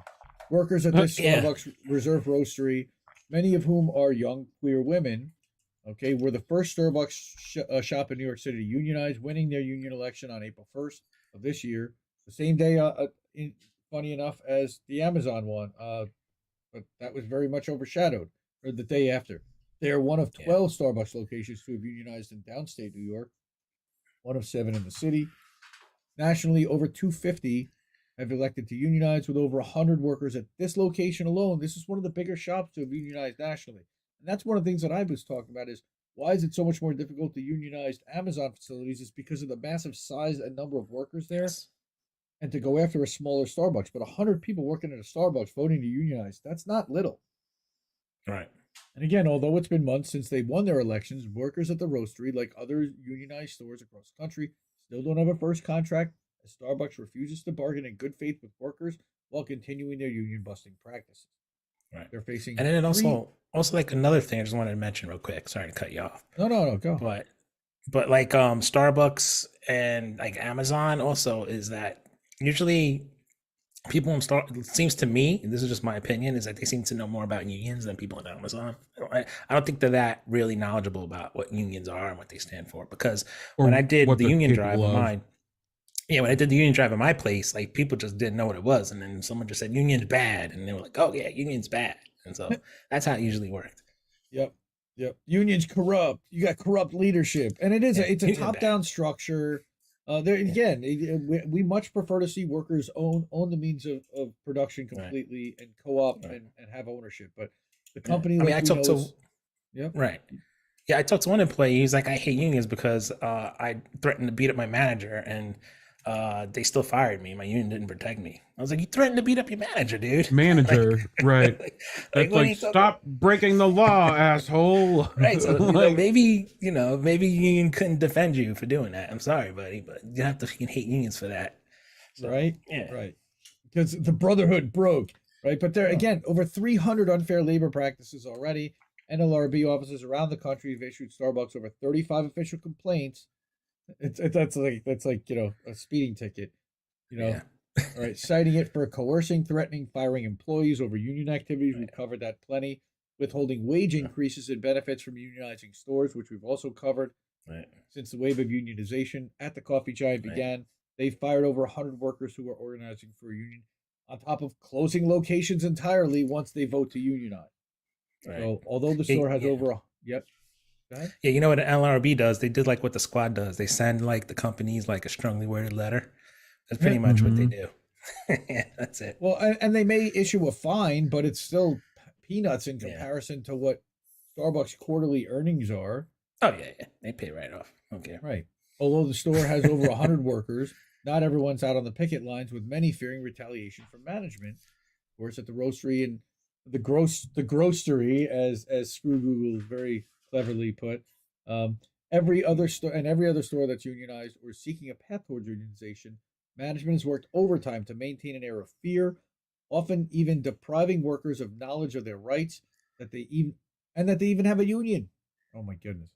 But since the strike began at the Roastery, workers have been picketing outside the facility every day, forcing it to close early the last few evenings. Workers at the picket, and screw anybody, I'm sorry, if you're crossing the picket line while your fellow workers, I get that you got to earn a check. You know, you're part of the union. The union should be hooking you up, at least with some kind of strike pay. Okay? But you can't cross that line. Workers at the picket also spoke about how management was bringing in scabs from the yet-to-open Empire State Building location to work at the store. And again, screw you, scabs. Workers at Starbucks. It's not like right to work works like that. So it's like people are automatically in union, but you don't have to be in it or some shit like that, right? And it doesn't help cross the picket line. Yeah. You know, each worker makes hundreds of dollars worth of beverages every hour for Starbucks, creating value far beyond what they're compensated for. The company's massive profits are a direct product of the workers' labor. For striking workers, it's essential to expand, mobilize, use this power of the shop floor to fight, not just for safe conditions, but against every injustice suffered under Starbucks management and beyond. Little Buzz Lightyear there. Well, good for Starbucks, man. At least they're doing it, you know. Good for those workers. They're trying with the Starbucks folks. You know, again, we try to showcase the good work that they're doing and the fight that they're taking, because they're literally taking on one of the most powerful companies in the world, with one of the biggest union busters that tried to run for president, and he got ratioed so hard off of Twitter it literally scared him away from running for president. Jeffrey Bezos. No, this is Howard Schultz. But yeah, Bezos wouldn't run for president. I think Bezos may, man. One day, man. Oh, maybe. I think Musk will run. I could see Musk, but Bezos doesn't have a public personality, really, like a public profile nearly high enough. Like people know his name and they know Amazon, but like nobody had ever really heard him speak until like a year ago or so, I think. Really. Yeah. Unless you were like some corporate board member or executive. Okay. We have one more Starbucks story, and I think this might be it. Uno más? More Starbucks union busting, and we just talked about it, and we have even more evidence. The NLRB says that Howard Schultz's comment to a pro-union worker was illegal. And again, this is a double. That hurt like a butt cheek on. Another strongly worded letter coming. Yep. A double Indie Media Award winner. This is Sharon Zhang of Truthout. Truthout Indie Media Award winner because they're awesome and they're a great outlet. And then Sharon herself is an outstanding writer who has been covering labor, specifically the Starbucks and Amazon stuff, for a while. And she's got great takes. And one of these days, I'm hoping to have the opportunity to interview her and have a conversation with her about how she picked stories and what her methodology is and kind of how she feels about all of this, because you can kind of see it in her writing. But again, I just such a big admirer. There are so few writers and so few journalists that stay on this beat, and I give them credit. Again, Luis Felice Leon over at Labor Notes and Mike Elk over at Payday Report. There are a few, not very many. Jonah Furman over at Who Gets the Bird also. But again, here we've got Howard Schultz's suggestion to a pro-union worker earlier this year that they should work somewhere else constituted an illegal threat, according to NLRB. During a meeting between Howard and Long Beach, California workers in April, he told a pro-union worker, Madison Hall, "I'm sensing a lot of anger from you about Starbucks." She'd been the leader of a union effort at a Long Beach store. Yeah, if you hate Starbucks so much, why don't you work somewhere else? He continued. she later did resign. It had been Schultz's first week returning as CEO of Starbucks, a move the company made specifically so that he could lead their union busting campaign, which was the claim of the union. Yeah, that's what the union busters. I'm sorry, that the union busters do is when they come in, they tell all the management and the CEOs like that every worker that's for the union is anti-company. They hate the company, so that's why it makes sense why he said that. Yep. Yeah. So again, the CEO threatened employees with discharge by inviting employees to quit their employment because they engaged in union and/or protected concerted activities, per Bloomberg. Well, that's a good thing. But what are they going to do? According to the union, prior to the remark, Schultz had asked workers how he could help restore the trust in the company, to which she said the company could lighten up on and be more transparent about its anti-union campaign. Both the worker was immediately silenced and told not to bring the union movement. Okay, the union said in a press release, Schultz apologized on behalf of the employee to the rest of the group. We're fighting to make Starbucks a better company and a better place to work. We want to bargain with the company as equals and have a real voice. Josie Serrano, Long Beach barista, said in a statement, Howard Schultz is not good for Starbucks. Threatening a barista for simply wanting to make Starbucks better is not only absurdly inappropriate, but downright childish and mean. Well, yeah, that's what billionaires do. Okay. The company had denied wrongdoing, saying that Schultz made the comments to keep the meeting on topic. Okay. Starbucks Workers United attorney Gabe Frumkin, that's a funny last name, Frumkin, told Bloomberg that the interaction showed not just Hall, but all the employees present at the company, that the company could retaliate against them if they organize a union. His comment shows that they can either change the terms of your work relationship or end it entirely based on the fact that a worker has voiced support for that union. This is the second labor charge that the NLRB has filed in response to his actions. In August, of course, we know that the NLRB, and I think we covered this, they charged him with breaking labor laws when he promised wage raises for non-unionized employees only.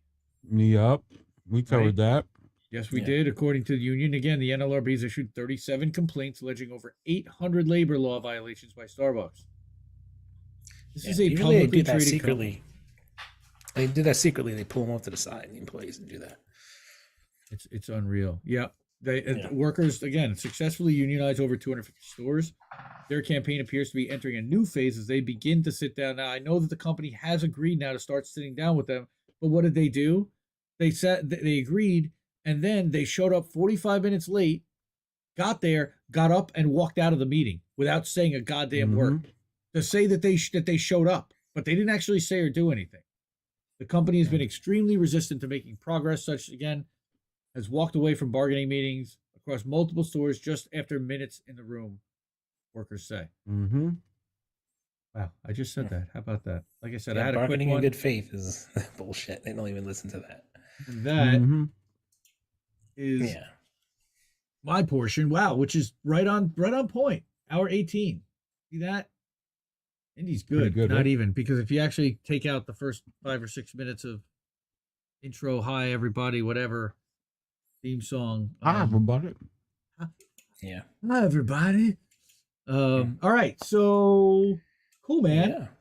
That was our news stories and fun portion. Again, solidarity to Starbucks workers with Starbucks workers. Do you get and giving home. Now, Chris, you are gonna want to pin Reef on your side. Unpin me and pin Reef now on your Zoom. And I'm gonna have to flip something after we do this, and we'll see how this goes. We're gonna go to boats right now because I think we're good with that. Yeah. And I watch mindless shit, boats that smash into other boats. It'll go there, and now we're gonna go here. And now we're gonna go and pin the Reefer Man. The Reef. What's up, man? All right. Now we got the Reef Show. All right, Chrissy and me are up top. You see all his tabs up there, which you never really see because I usually block them out. Whatever. Can I maximize this any more than this or no? I guess not. Yes. Yes. Probably. There's probably a way. There's always a way. Yeah, but then you'd lose us. So I don't think you'd see us if we do that. Oh, you mean like your I cameras? have to change virtual webcam. Yeah, here. Full bird. Hey, now you can see Indy. Now I'm talking over here next to Chris. Okay. Isn't that nice? Okay, we got this worked out, folks. All right, we're still Yeah. logistically figuring out how to do boats with 3 people. But yes, Rick, boats smash boats. I love it. He's doing it in emoji in the chat. That's badass. Where is? Yes, remember when Schultz ran for president pretending to be a progressive? That's right, Kelly M. What you got? Yep. That's a nice grinder. Bloomberg was the fun part to me. Kitchen Do you gadgets. see where you're buying it from? Yeah. Home Depot. Funniest part about the debates is when Bloomberg went in. Okay, I don't want to get suspended here for that. I don't think that is. It's on TikTok all the time. You wouldn't think so, but we're not on TikTok. Whatever. Close enough. Happy Halloween. Free Britney. Free Britney. Free the other Britney. This is pretty fucked up. Brittany, I believe is hers, but maybe not. Maybe it's Ney. Reiner. That is pretty fucked up in a orange jumpsuit. Damn, that goes hard. These are the crystals I charged earlier. Oh, these right here. That's version 2 of the Indie Media Awards. That'd be great, dude. I want one then. Yeah, dude. That'd be great. That was Kelly, a grinder at Home Depot under kitchen utensils. That is correct. As it was. They're cool. They're cool now. They're like your cool uncle. They'll build you a house. Are either of you old enough to remember these papers with the wire in them? Oh, sure. Yeah. That's like old magazine stuff. They would have the wire in it all the time. Sure. You know? Yeah. What were they? Randy's wired papers. Yep. Randy's. The Randy's. What is the point of the wire? Randy likes cheese. Can someone explain in chat? It's to hold the shape. Is it? That makes sense, I guess. Straight. It's to keep the paper from folding up and crinkling. That's keep smart. It flatted out. Smoothed out. That's smart. Randy. For tobacco use only, and I love the little the fucking the Babs. It's Babs. You know? I love her. Yep. She's out. Smoke weed every day. Yes, that's right. I come from a time when you had to really look for that shit back in the I days. know, right? You got to go to the flea market. You got to find the right guy. I had to go to Manhattan just to look for those damn things. Right? Of course, you went to Manhattan to find it. Of course, it'd be there. We went to the village. Yep. When people ask me why I'm always smoking weed, without my cookies, I'm just a monster. Yeah. I love that Cookie Monster meme. Without my cookies, I'm just an asshole. So I agree. Can one of you explain what the fuck is happening with this dude?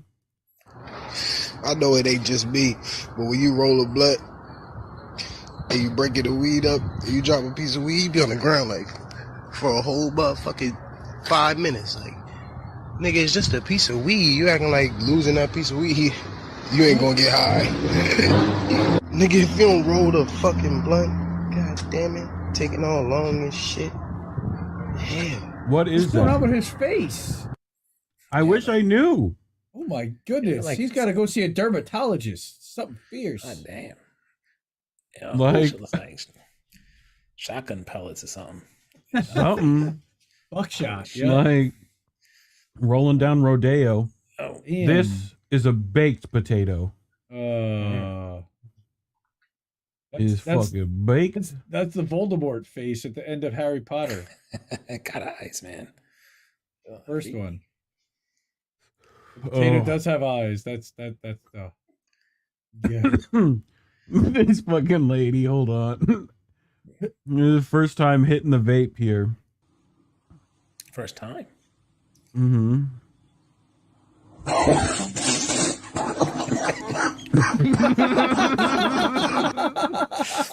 Jesus Christ. Her dentures fell out. Oh, gotta get some Polydent, sweetheart. Oh my god, that's great. Nice. Oh, that's really funny. I fucking love that one. Holy shit, that's really funny. Oh, that look at this fuckers. Oh, like, that is mean. what they put out. Bro, This is okay. what they put out for Halloween. I'm gonna tell you a funny story, but my son is just turned 5. He's in pre-K, and they did a trunk or treat, and one of the families put flaming hot Cheetos in the fucking bag. Yeah. For a yeah. 5-year-old. Anyone notice the ghost pepper ranch sauce? Oh, in I there? sure did. Purpose. Oh, I sure did. And they've got the, of Ghost course, they have pepper. the hot. They have the hot, but they don't have the fire sauce from Taco Bell. I'm very disappointed. They got Diablo. They got I don't know where Diablo in there. But that's not It's underneath here. Taco Bell. I don't know that's not Taco Yeah, it Bell. is. Oh, is it? Oh, mm-hmm. I've never heard Yep. of Diablo sauce. We got hot. Yeah, I never It's like heard above fire. Here's your fire. There's your fire. This is for like the parents. The parents are like, "Oh yeah, Taco Bell stuff." You know, Get one of those. Get one of those for daddy. Get That's the like- ghost pepper one. That's like grab the sprees. Grab the Yeah, that ghost sprees. pepper one. Vicious, man. Why hasn't anyone? What they need to do is like have a thing for the adults for Halloween, like little mini, like the mini bar bottles. You know, you Right? could get a couple of handful of like, you know, scotch. That'd be hilarious, dude. We made it to Dad Zone. We've made it there. Yay! You ready for Dad Zone? Well, you got 2 dads here in the Dad Zone tonight. So Yep. Yep. Yep. That's like a Pornhub category. 2 dads. 2 dads, 1 single dude. 2 dads, 1 reef. Tudo nessa vida pode acontecer. Oh no! Oh no! How did that Você tem happen? essa surpresa. Você tem essa He's covered. surpresa. Oh, is that Olha esse plastic? tinta. Olha That's the essa paint. criança. Oh no! Olha aqui, Helena. Olha aqui pra mamãe. Elena. Oh, meu Deus do céu, cabelo. Oh, meu Deus. Pode fazer isso, Helena? This is Brazil, right? No. Spanish. Yeah. Yeah. That's not Brazil. I mean, Brazil's but it's like Portuguese. weird Spanish. That's somewhere in South America. Yeah, there's lots of like. Yeah, Zhuz. maybe Uruguay or Paraguay. Somewhere down there. Yeah. Argentina. Shout out to Argentina. Lucy. Shout out to Lucy, Blue Yeah. and Red Wine. Go give her a follow. She needs some more followers. Mejamo. Sounds Portuguese to me, but could be wrong. Wholesome Stupid. I love having all the Halloween kid ones. Rick I couldn't bring them says last week because they Portuguese. didn't exist. Portuguese? Yeah. But I figured. I know Brazil when I see it. Gotta yell, trick or treat. Trick or treat. Nice.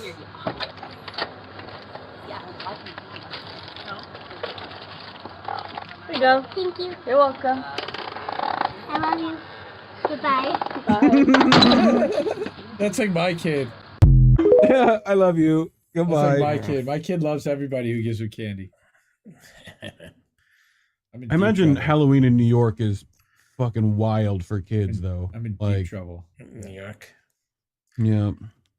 Yeah, it really. Everyone teaches I you know to in New York not takes trust that kids adults. out of New York. Yeah. for Halloween. Yeah, seriously, you don't want to trick or treat in a city. Yeah, they usually don't. They take them out to Brooklyn, Queens. Oh, I remember why this one's in here. All right, hold on. I don't know about y'all, But this ship.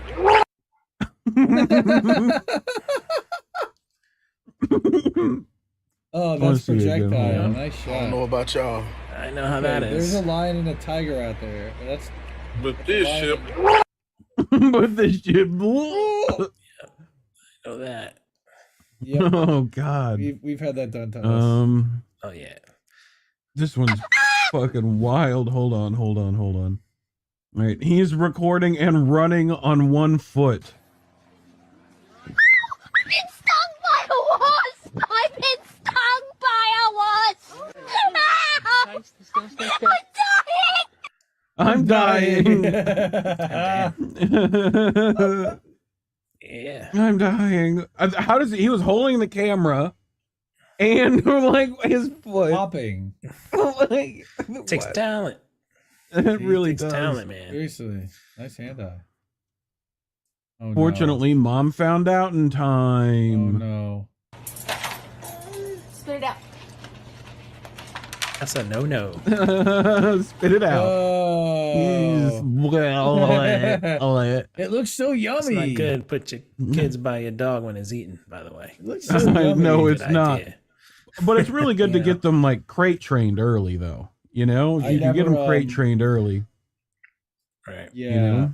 I never had a dog with the kids, so we didn't have to worry about that. Okay. In yards, Yeah, so. it's like a rule. You don't put kids by dogs when they're eating. Yeah. Oh, Okay, Tyler. fuck you, spider. Like, Spider. Take your shit. I like how he fucking She got Yeah. two little GMPs in there, you know, Yeah. doing those hammer fists. This one's pretty good. Who had the cake? The blue cake? Huh? Who did it? Who had it? You didn't have no blue cake? No. You didn't have no blue cake at all? No. Yeah. Okay. Just fell out. That's funny. You didn't have no blue cake? No. No, it was my brother. This one's gonna fucking murder. Hold on. You want food?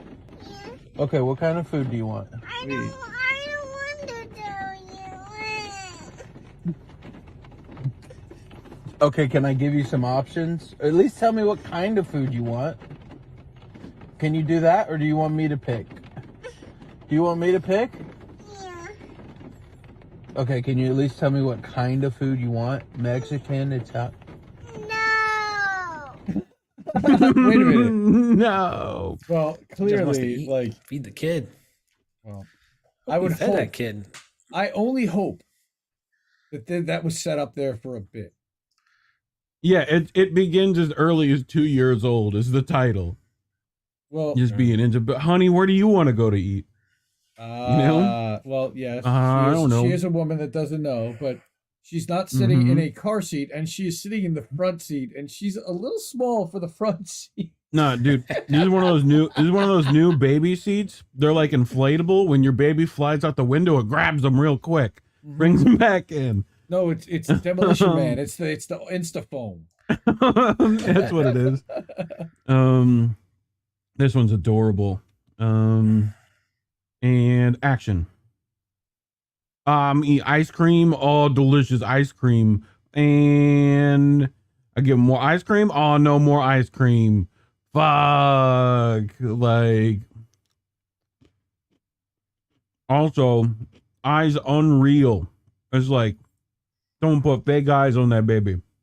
You know? Unsure if you want kids or not. My son told me he throws the grapes that look funny behind the couch, and I just found his secret pile of rotting fruit. Uh-oh. That's one of my nightmares. Seriously, There you I had go. to ban food in the living room because we were finding food on the floor all the time. 5 Yeah. and twin 7-year-olds. It's like living in a fucking fraternity house. It's disgusting. There is shit stuck everywhere. There's literally like pieces of lollipop stuck to my floor permanently now. Oh man. This one's just titled, I can't fix his cracker. His cracker broke and he's upset. Oh, yeah. Oh, no. we've had those kind of meltdowns. Yep. Cracker. Which is this one? Oh, this one's good. Play? Did you make this? Yeah. Is it good? Yeah. It's a cracker sandwich. I'm just looking. Cracker sandwich. Cheese. It's cheese and what else? Cracker and leaves. Leaves from outside. Yeah. Leaves are outside. Try it. Not even lettuce. He literally Leaves went out to from the trees outside. and grabbed some Sounds a leaves. leaf. That's Love great. it. Try it. Love It's it. inventive. Fucking great. Oh. Have either of you done this move before? He's an excellent chef.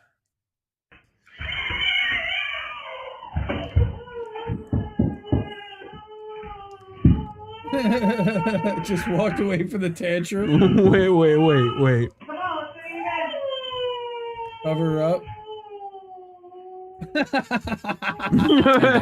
I don't have wood floors, but yes, I would totally do that. I love it. And their bedrooms are upstairs, but I've totally picked them up and carried them to bed for sure.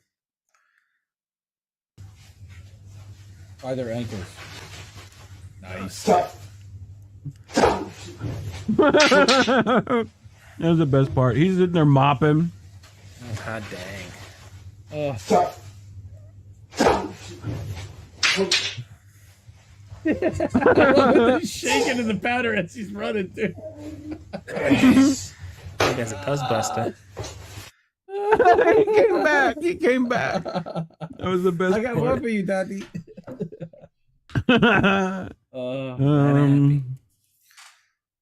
This one's amazing. Babies wear diapers, and I'm not a baby. And you're wearing a diaper? Well, babies wear diapers, and you're wearing a diaper. Well, I'm not a baby. Yes, you are. No, I'm not. I meant you're wearing a diaper. I'm not a baby. You're wearing This is the whole argument, by the way. I'm not a baby, though. Yes, you're wearing a diaper. Well, I'm not a baby. Oh, welcome to Republicans versus Democrats, 2022. Here we go. Not even a baby, though. This is a typical Twitter beef. Twitter You beef? can't say but.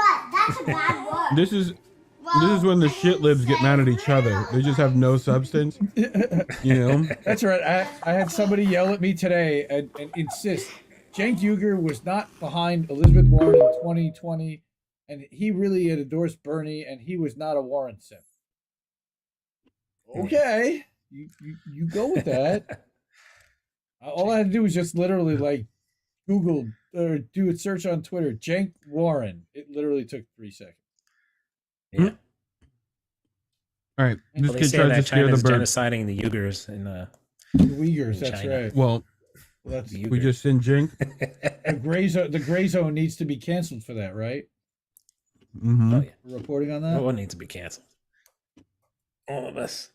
Mhm. All right. This We're all kid getting tries to canceled. scare the bird.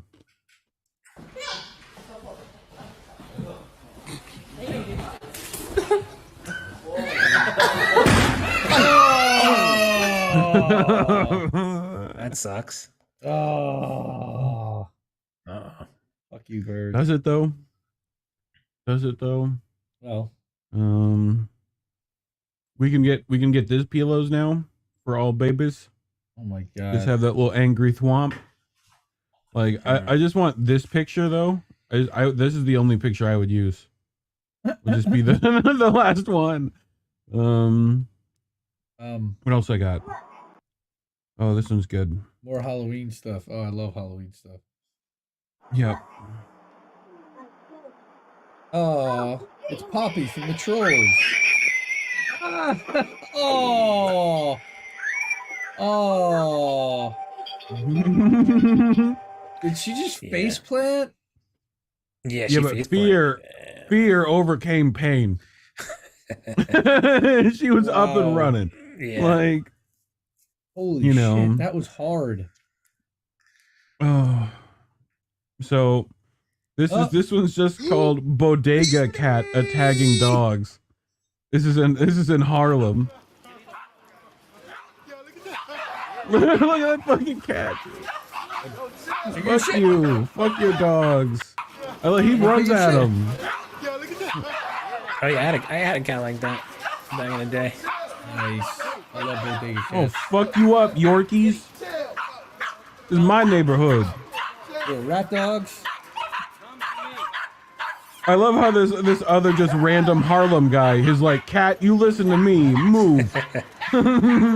Chill. I've got authority here. This cat is gangster. Hey, what's your name, bro? What's your name? Is that Donnell Rawlings? Yeah, that's a I hope so. cat, though. That's a gangster cat, I'm bro. rich, biatch. Oh, I got this for Crab. Dun, dun, dun, Is dun, this dun, right dun, here? dun, dun, dun, dun, dun, dun, dun, dun, dun, dun, dun, dun, dun. Is that the crab march? Yeah. They could use them up It in very much Alaska is. right now. I know you did that story, Heck. right? Crabs. What?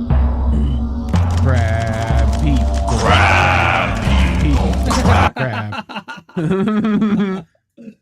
Nice. From South Park. Crab people. This is in Russia. In Russia, cat In go Russia? to sauna with you. Мурзик, Мурзик, айда, айда, баня готова. Взял веник. Это, сдвигаем. Можно начинать париться. Сейчас я поддам, а ты пока готовься. Уши прижимай. Ты там как-нибудь маякни, когда на другой бок. Давай хвост, давай живот попарим. О! Like Все, хорош парень, давай уже в снег. Пойдем. Давай, давай, давай, молодец. Хорош. Все, бежим. Бежим. Музик, заходи, забегай. Пойдем сразу в парилочку. Okay, by the heater. Забегай в парилку быстрее. No, back in the Чего, sauna. батарея? Кто будет? Yeah, I like it in here. You gotta air that shit out. Дай 5. Yeah. Yeah, thank you. Yeah. Andre. You like went out and did the snow thing. It was great. That's great. It's Russian misinfo, man. In Russia. Yeah, Dude, that's this Russian is- disinformation. That's right. Information. That's, Yeah. that's Yep. Putin's cat. It's Putin. It's poor. Oh, look at that. Oh, oh, He poor fell. kitty. He forgot he had like all Kevin Hart legs. You know, Lands on his feet at least, right? All cats land on their feet. you would think. This one does a little better.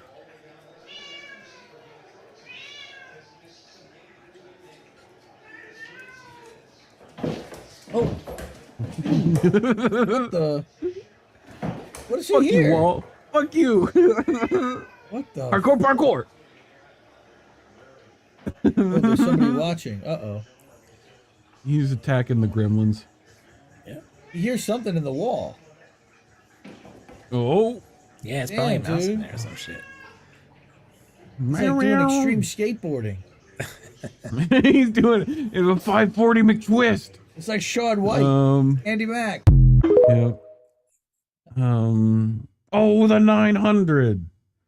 Why does she do this?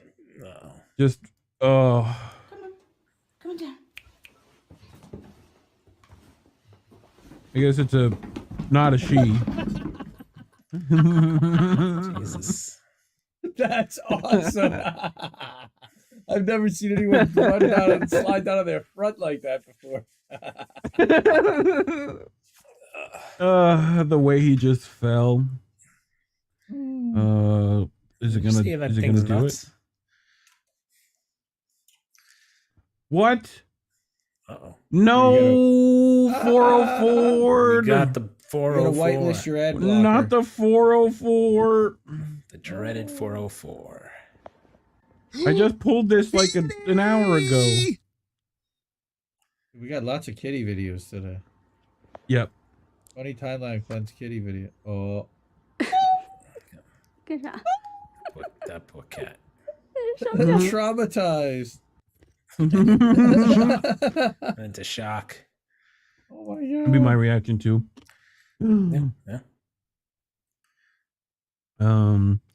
Dude, Yes, I've this seen shit. all over the place. Have you? Yeah, Like- this is all over. Like, what the fuck? It can always turn around. Like, what? Oh, I saw this. Yeah. Some kind So of this gambling is- this is addiction at a- thing. This is at Yeah. a Democratic polling location. And they're just voting for Biden. This is Biden, ES&S Biden, headquarters. Biden. ES&S headquarters. Yep.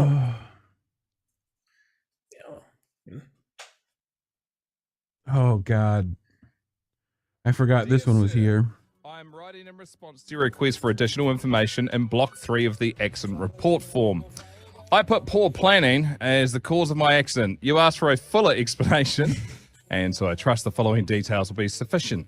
I'm a bricklayer by trade. On the day of the accident, I was working alone on the roof of a new 6-story building. When I completed my work, I found that I had some bricks left over, which, when weighed later, were found to be slightly in excess of 250 kilos.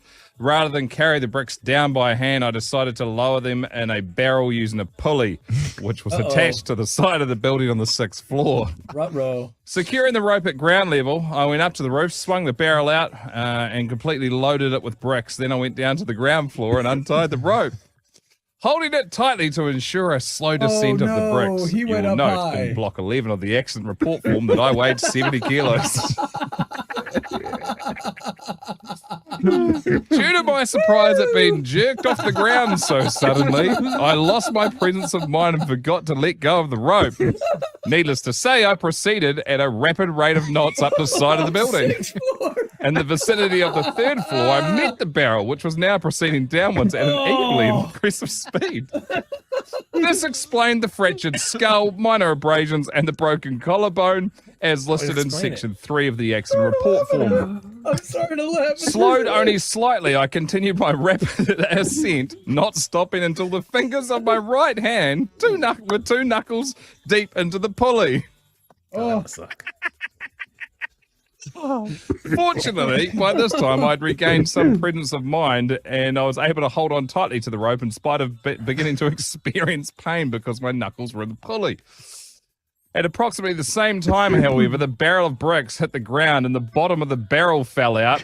Now devoid of the weight of bricks, the barrel weighed approximately 20 kg. I refer to you again to my weight, 70 kg. Oh, no. As you can imagine, I began a rapid descent down the side of the building. 6 stories. In the vicinity of the 3rd floor, I met the barrel coming up. This accounts for the 2 fractured ankles, broken tooth, and several lacerations on my legs and lower body. Here my luck began to change slightly. The encounter with the barrel seemed to slow me enough to lessen my injuries when I fell into a pile of bricks. Fortunately, only 3 vertebrae were cracked. I am sorry to report, however, as I lay there on the pile of bricks, in pain, unable to move, I again lost my composure and presence of mind and let go of the rope. Oh no! It dropped on him again. Oh no. And lay there watching the empty barrel begin its journey back down towards me and then eventually on top of me. And this explains the 2 broken legs. I hope this answers your inquiry. Send a mutual aid, please. Oh, damn. That's some bad luck. Holy dude. Oh, I'm in tears. Holy shit, that's the winner of the night. Happy Halloween, everyone. Yeah. That's a good breakdown. I really like that. I love referring to the pages in the accident report. Yeah, that's really good. God. He was giving you kind of bones broken. Medical terms. Yeah. Oh my god. Dude, who told this fucking sheriff's office this was a fucking good move? Yeah. Who fucking did that? Yeah. I can't see anything out these fucking masks. Yeah. Yeah. Oh, holy shit. Yeah, I saw it. I was complaining about it. Oh, God. Good move. These fucking idiots. Anyway. You know, What the fuck? Yeah. Oh, fuck. No, no glass. No glasses. Oh, very confidently.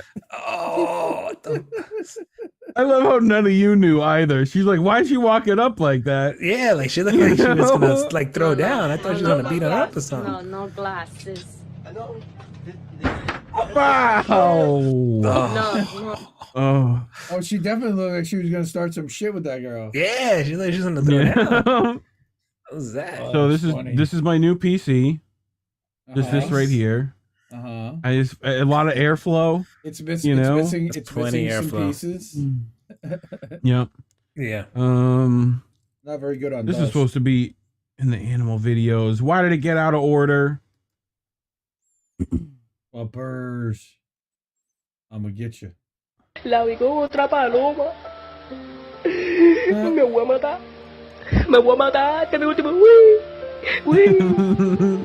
Me voy a matar. Uy. Oh, no, fucking going over here, son. Oh, fuck. Fuck you. I'm gone, son. All right, just say goodbye and walk away. They'll follow you. Trust me. I know. Yeah, I know, right? Oh, shit, I'm out of here. Oh, he got a couple good laps in. You know? That was They're like in the still dog going. training video, right? The woman's like, just going. run away and the dog will chase you or something. Yeah. Yeah. Like that.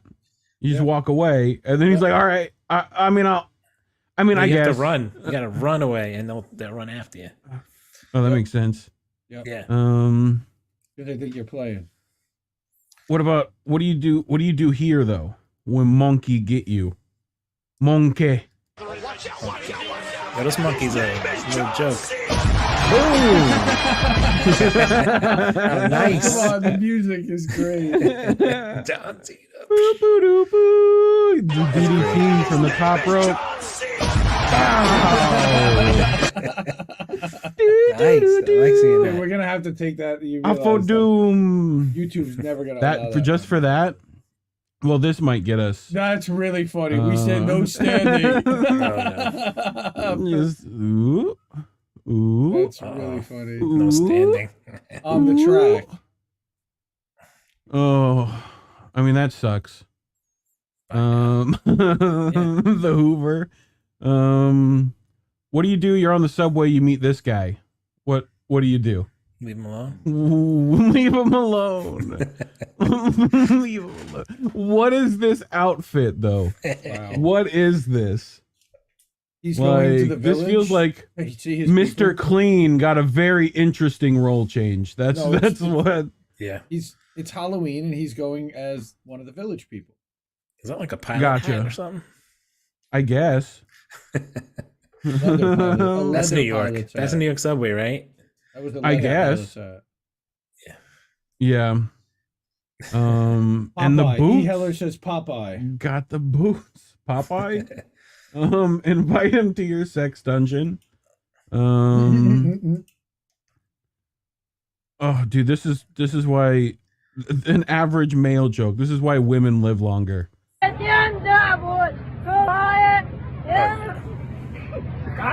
Oh my god. Oh my god. I was gonna eat him. Oh my god. He was hungry. Yeah, he And threw he's it out like it's a laughing. piece.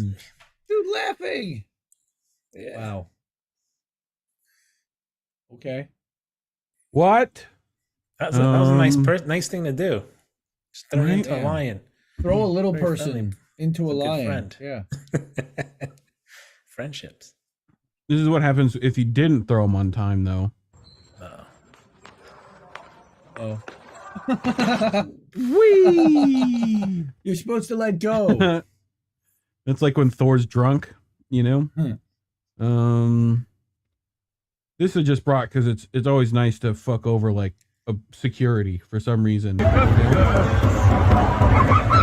a lady didn't pay for the ticket, and she's like being chased by security. Like if you see that lady up there.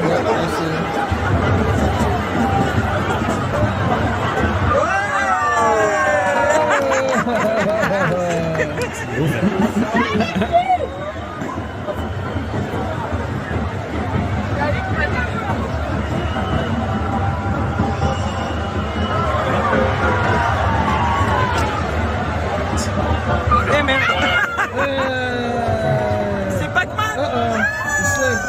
Oh, there he goes. Like what game? Descends, descends!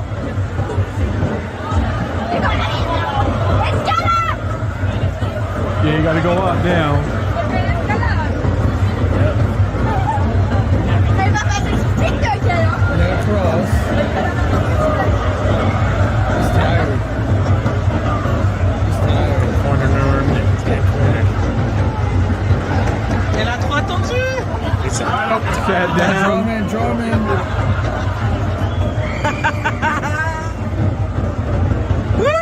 start running, and I'm gone. Yeah, you just brought him in. That's the bigger show than the soccer game. It's more exciting than the game.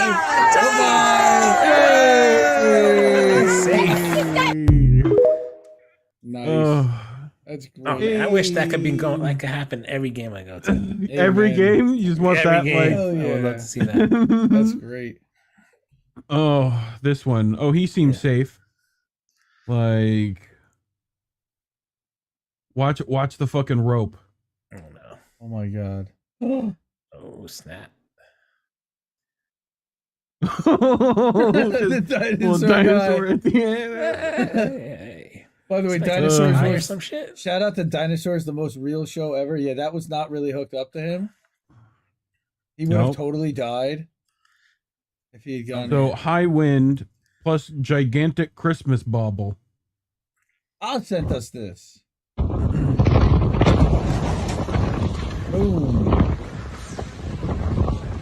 That's an amazing idea. That was awesome. Like, I just love the way it seems fake. It seems like a fake, like that. Oh, it's literally Like, but just that wrapped in cloth sim tinfoil. is so good. Yeah, like, like ridiculousness. We know this guy. You know that guy? Who's that guy? You know this guy right here? Was a press Army secretary major. at one point. Okay, one last question. An Army major was reportedly drugged and bitten by strippers in Poland. Will that affect the U.S. military's footprint in that country? Look at that face.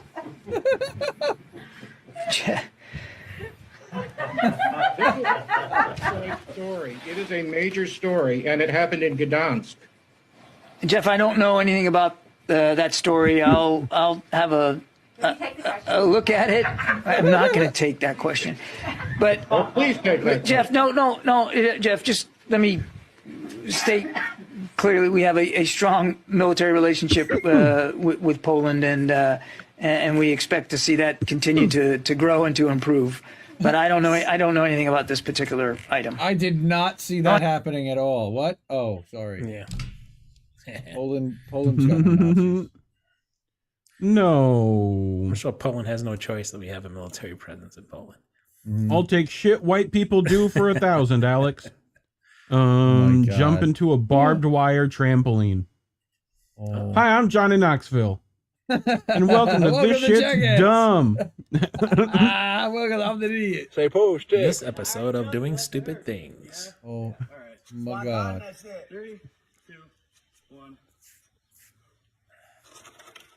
Only in the south. Oh.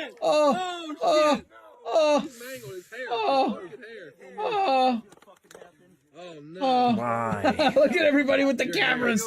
I want to see the other footage. That hair. I knew that was gonna. Dude, Schwack always talks I knew about that how was his gonna hair happen. was the worst. Oh my god. I knew it would be bad. This I happened did last not time. think it would be no, this no. bad. This happened last time, he says. The fuck? Next up, Bob Mint for Pig's Feet. That is exactly what All right. Like, and then. Uh-oh. Wee! Oh, that is serious injury. Wow, that thing really rolled. Holy shit. Yeah, it did. Oh, that would scare the crap out of me too. So do you know Houston Jones? No. You know who Houston Jones is? He does a series of these kinds of videos. Sounds I think like a recently, male porn star. Yes. He recently did a thing with a cactus cannon that fired cactus at him. 100 but pounds of resistance bands here.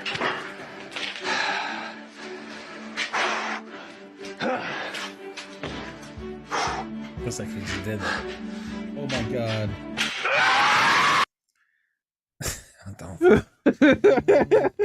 Why? Look at his back. Look how red it is. why? I know, dude. Oh, that was already red. Yeah. Resistance bands are fun. Uh-oh. Oh, like here, I'll zoom in for the people who couldn't see. There we go. See that resistance band? Crotch rot. Oh, that sucks. The was an comments attempt. called this a flap slap, a clam slam. Clam slam. Yep. Oh god. Oh god. We're almost done. Uh-oh.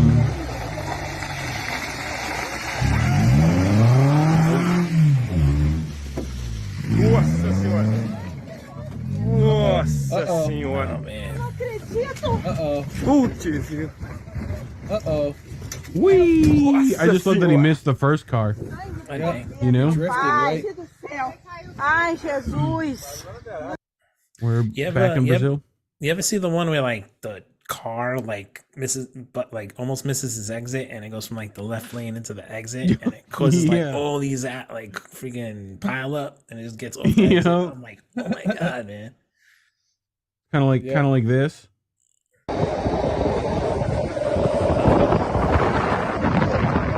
Hot dang, man, that's crazy. Hey man, that's behind me. That's some serious skateboarding there. Has bombed that hill, and he ran it out. This is the greatest game ever designed.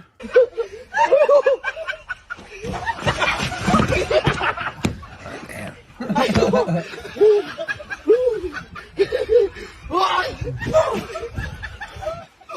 Oh, this is gonna be like super fun, whatever, some kind of Japanese TV. Oh, they can do game shows now.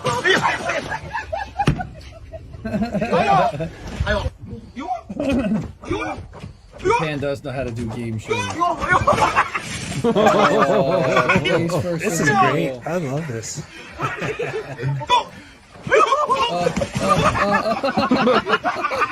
they're really trying. Imagine if we played basketball on this. You know? Dude, he's not even getting to the. So that's going. Whoa! Split! Oh!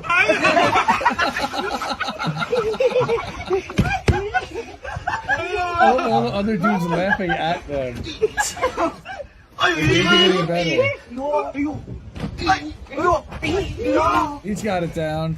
Bring yourself down hard. Uh-oh, this is gonna hurt. I knew that was coming. He's pissed. Oh, no, that one you gotta go soft, bro. I figured out your technique. Light as a feather, stiff as a board. God, that's a pretty good idea there. You guys are gonna feel this one. So I know the Muay Thai guys work up to doing this. 进来的棒球棍已经到了啊，让我们测试一下质量。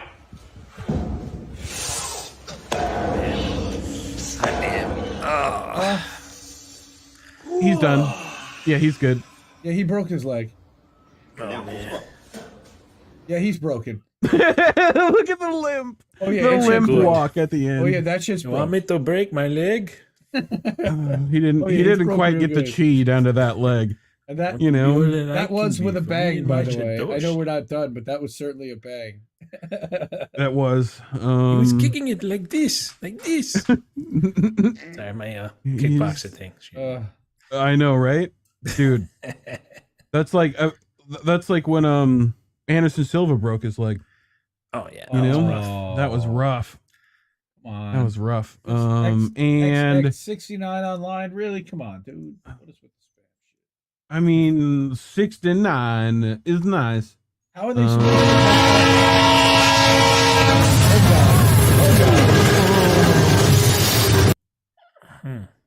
Like, have it on sub only.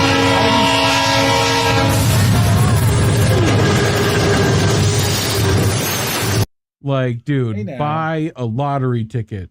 Like, Seriously. you got lucky. This guy though.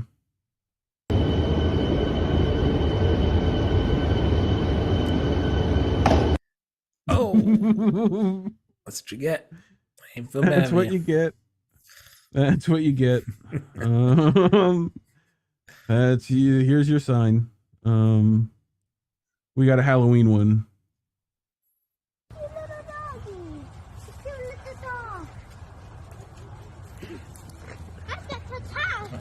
Uh-oh. Oh, doink. Oh, I knew that was coming. Don't do it. The down goes the Doughboy. Down goes Doughboy. Hardcore parkour? I love that. You know I love me some parkour. Oh. What?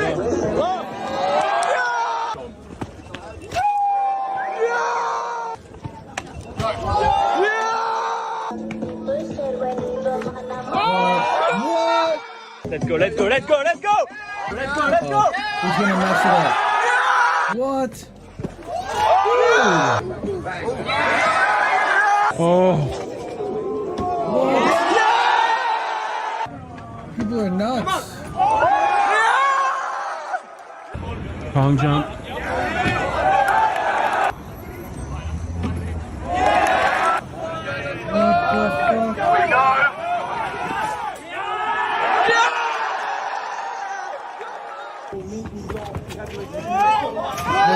Running on the side of the wall. Onto the cart. Nice. Dude. Aces. That's great. I was really waiting for somebody to hurt themselves, but damn, bro. Yeah. Me too. Impressive. Impressive. Human Ninja Gaiden. Yeah, that's right. Count like reflexes. Dude. He's like, oh, I'm not dead. I feel like this is like the final boss. That does not look natural. Yeah. No, it does not. Like, It looks look, Photoshopped. it's the Like, it NATO needs- star. Right? It needs like a red line above its head with like what it's called, Yeah. ballet star. Where's monster. the hand and where's the foot? Okay, so the hands are Here and here, okay. and then leg and leg. Wow. You are a perfect diamond, lady. This guy is a perfect diamond as well, a real gem. Oh, shit! Bro, watch this, man! Put your head down, nigga! Oh, man. Oh, that's gonna hurt in the morning. He's okay. Okay. He's all right. Yeah, I'm okay. He's That okay. might get us blurred out on Facebook. He's okay, but he's okay though. He's okay. Yeah. I found that on Facebook. That guy's in Jersey. El Nagy is in Jersey. I know that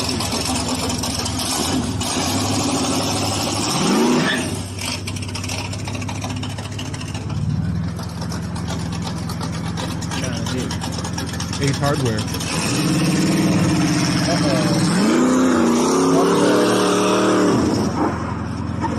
What the hell did you jump out for? He pressed triangle, bro. He pressed triangle, man. He didn't mean to press triangle.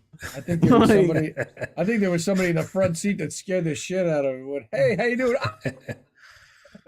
Hold on. Where's the I had to find it on the soundboard.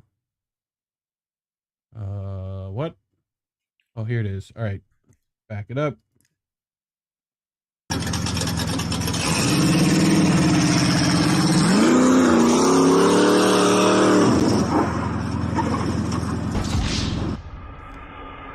That's the noise we need. The GTA wasted effect? What? Yes. Jesus. All right, I think we're at we're at almost bangs. We're close enough. This is an almost one. You ready to do the way we end things? The guy that could be seen in this video's family has recently been attacked by this hornet's nest on his property, so he decided to take matters into his own hands. Is that crab? Instead of calling the exterminators, he decided to pull out his homemade flamethrower and just completely burn and destroy this hornet's nest. He did, although, have someone on standby just in case things went south and the tree ended up setting on fire, but thankfully it didn't. What did he have? Smokey the guy Bear? did this because the hornets messed with his family, and this is what the hornet's nest looked like after he destroyed it with the flamethrower, and I would not mess with this guy's family, or else you may get this flamethrower to the face. Yeah, the problem is what happened to Fix the the hornets that he didn't get? Now Right. he's got a whole bunch of homeless killer hornets after him. The hornets, the revenge hornets. We all know hornets. Murder hornets. The most murder hornets. revengeful animal. We know all about the murder hornets.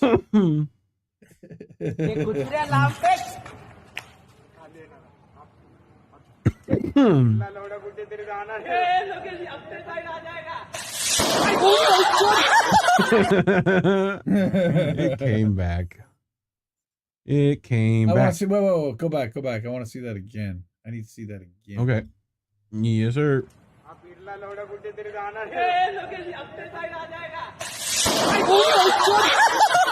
That's pretty fucking good. Oh. I just love hearing the scrambling. Fuck. Oh. The Geltas. He's gonna walk back up to it and boom. Nick. Yeah. Some little egg ass hair. Scheiße. Was ist das? I think it Is went that out, dynamite? man. I think it went out. Whoa! Whoa! No, it didn't go out. Der leckt mich am Arsch. Oh. That This was is what your tax dollars do. What? that was the wheelbarrow. I thought that was a person that fell at the end. No. That was the wheelbarrow. Yep. حسب Hey! Don't look Father into push. it. No, don't do it. Oh. Well, Oh. that's it, everybody. Hospital visits. Hospital visits for all who can afford it. Yeah. All right. Let's go back and unpin Mr. Reefer over here. Hey, and we're back. Infrastructure. That's right, Rick. Mm-hmm. Oh, Yep. yeah, he did. Oh, you know he did. He was definitely had a bad day. Well, that was fun. Yeah. This was good. That was a good one, man. It was. Next week, I am actually going to be on a business trip, so I'm going to set up a best of, and we'll run a clip show, and I'll figure out what the theme is, and we'll pull in some of the clips for episode 59 of How Did We Miss That? We'll be back in 2 weeks, the week before Thanksgiving. And the day before that, actually, we're talking about on the 19th, the anniversary extravaganza. However, we're going to do that, celebrating the first year of Indie News Network. And we're figuring out exactly how we're going to feature different shows. We may interview INN members talking about how these shows came together. There's a lot of different conversations happening over exactly what that's going to look like. But stay tuned for sure. We're also going to talk about INN members that have appeared on other shows and other networks and other channels and bring some of that into the fold. We're going to talk about some of the things that we've done as far as like the student debt boycott marathon that we did back last year. And we're going to do like a past, present, future, what to expect from the network. We're going to do some of the live shows. I think Reef and Colin are talking about doing INN News Live. We'll probably pull in a couple of American tradition things with Jesse from some of the best episodes there. We're just still trying to, again, figure out exactly what that's going to look like. We want to try to include as many of the members as possible. There will be a live stream, probably starting at 10 p.m. on Saturday night on the 19th. That will be open to all the members as a round table. And then we'll go into Reefer After Dark / boats, smashing into other boats at the end, and we'll close that out. And then at 12:15, I'm guessing Warren will probably take over and do a secret show Saturday night. So, Chris, again, thank you so much for coming. Everybody go follow Chris's new Twitter. What's your new Twitter account? Right now it's you can just type up Chris Legion, but it's Ruthless Review, Ruthless underscore review. You're right, And, Ruthless underscore I've been on- review. Yeah, I still have my old Twitter account, so you can also catch me on there, Legion Socialist. And yeah. Make sure you update your link That's where you tree find me. too. Also, go into to Substack though. That's where I'm gonna be doing much more articles. That's gonna be a big thing, and I'm gonna be doing a lot of Substack. So as I wind down on Twitter, we love the Substack. So they uncensor me. So go to Substack. Go check us out on Substack. Indie Media Today, indiemedia.today or indiemediatoday.com is our Substack. We summarize the top 6 videos on just about a daily basis, plus live stream alerts. It's also the home of the Friends of Indie Left podcast. So if you click on the podcast tab, you'll see 12 of the 13 episodes that we've had for the podcast so far. And now they have this new thing. I don't know if you've got an iPhone, Chris, but there's actually a chat app on the iPhone version of Substack, and they're working on an Android chat version as well. Yeah. They're trying to take over and trying to take a part of Twitter where like you can share a link and then have a bunch of people comment on it. It's almost like I feel like in Telegram there's a similar thing, and each one is its own kind of threaded conversation. I've started doing it. So if you go to Indie Media Today and you look at the chat tab, if you're subscribed to our Substack, you'll see the chat tab on your app, and you'll actually be able to see some of the things I posted. Like yesterday, I kind of posted just an update. Here are some of the things that we've been up to. And today I posted like an image. Here's the top 6 that we had yesterday, and you can go find it at this Substack there. There's a lot of cool stuff happening over there. And more people are getting on a Substack. Mastodon, you see, who knows what's happening with Elon, Twitter. But yeah, stay tuned. This week, we're going to have tomorrow night, Extra Booyah, the return of Extra Booyah, first show since July. Uncle Warren's going to have INN member Colin, INN News co-host Colin Radix Carter, and he's going to talk about education and networks, INN, who knows what else they're going to talk about. Tuesday night, we've got American Tradition. Jesse Jett has just finished his new album, The Co-opt, and it will be released on Election Day. And election night, we are doing American Tradition 10 o'clock. So all the rigging there, we're going to rig our show too. We're going to go through the Co-opt album, and it's going to be a listening party. And then Wednesday night, Tuesday night also, Reef and Colin are scheduled to take a visit over at our friends over at Do Dissidents, Keaton and Russ.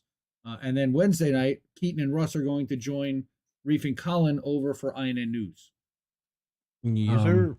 And then Friday night, Saturday night, secret show next week. Sunday night will be a best of for How Do We Miss That? So that's the upcoming week. Chris may be doing some stuff on the network. Lucy has been going live more often.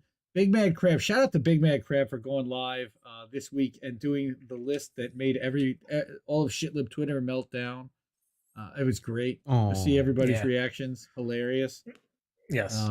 They always come out when we do those things. They managed to find us, but it got responses from like Emma Vigland, and it got several pretty. I heard the Vanguard was going to react to Jesse Jett's spoken word. Well, we'll see if that happens. I can't wait for that. Crab and Jesse are begging them to do it. They're double dog daring them to do it. So yes, with their divine intellect, they will do an amazing show. Yeah. So thank you, Reef, for not putting up the timer for my pitch fest tonight. So for worries. And for tonight, I'm going to over 9,000. Nice, thank you.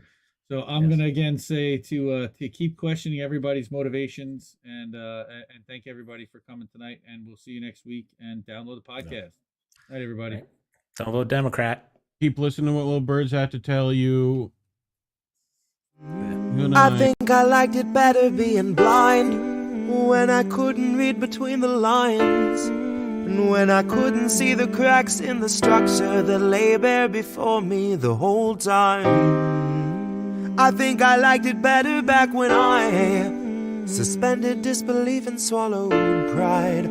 I thought I knew the difference in the red from the blue, but they both bleed us so dry. They both bleed us so dry. My favorite songs don't hit the same way. I get to the end of a 4-minute track and I'm only looking back thinking, what did they actually say?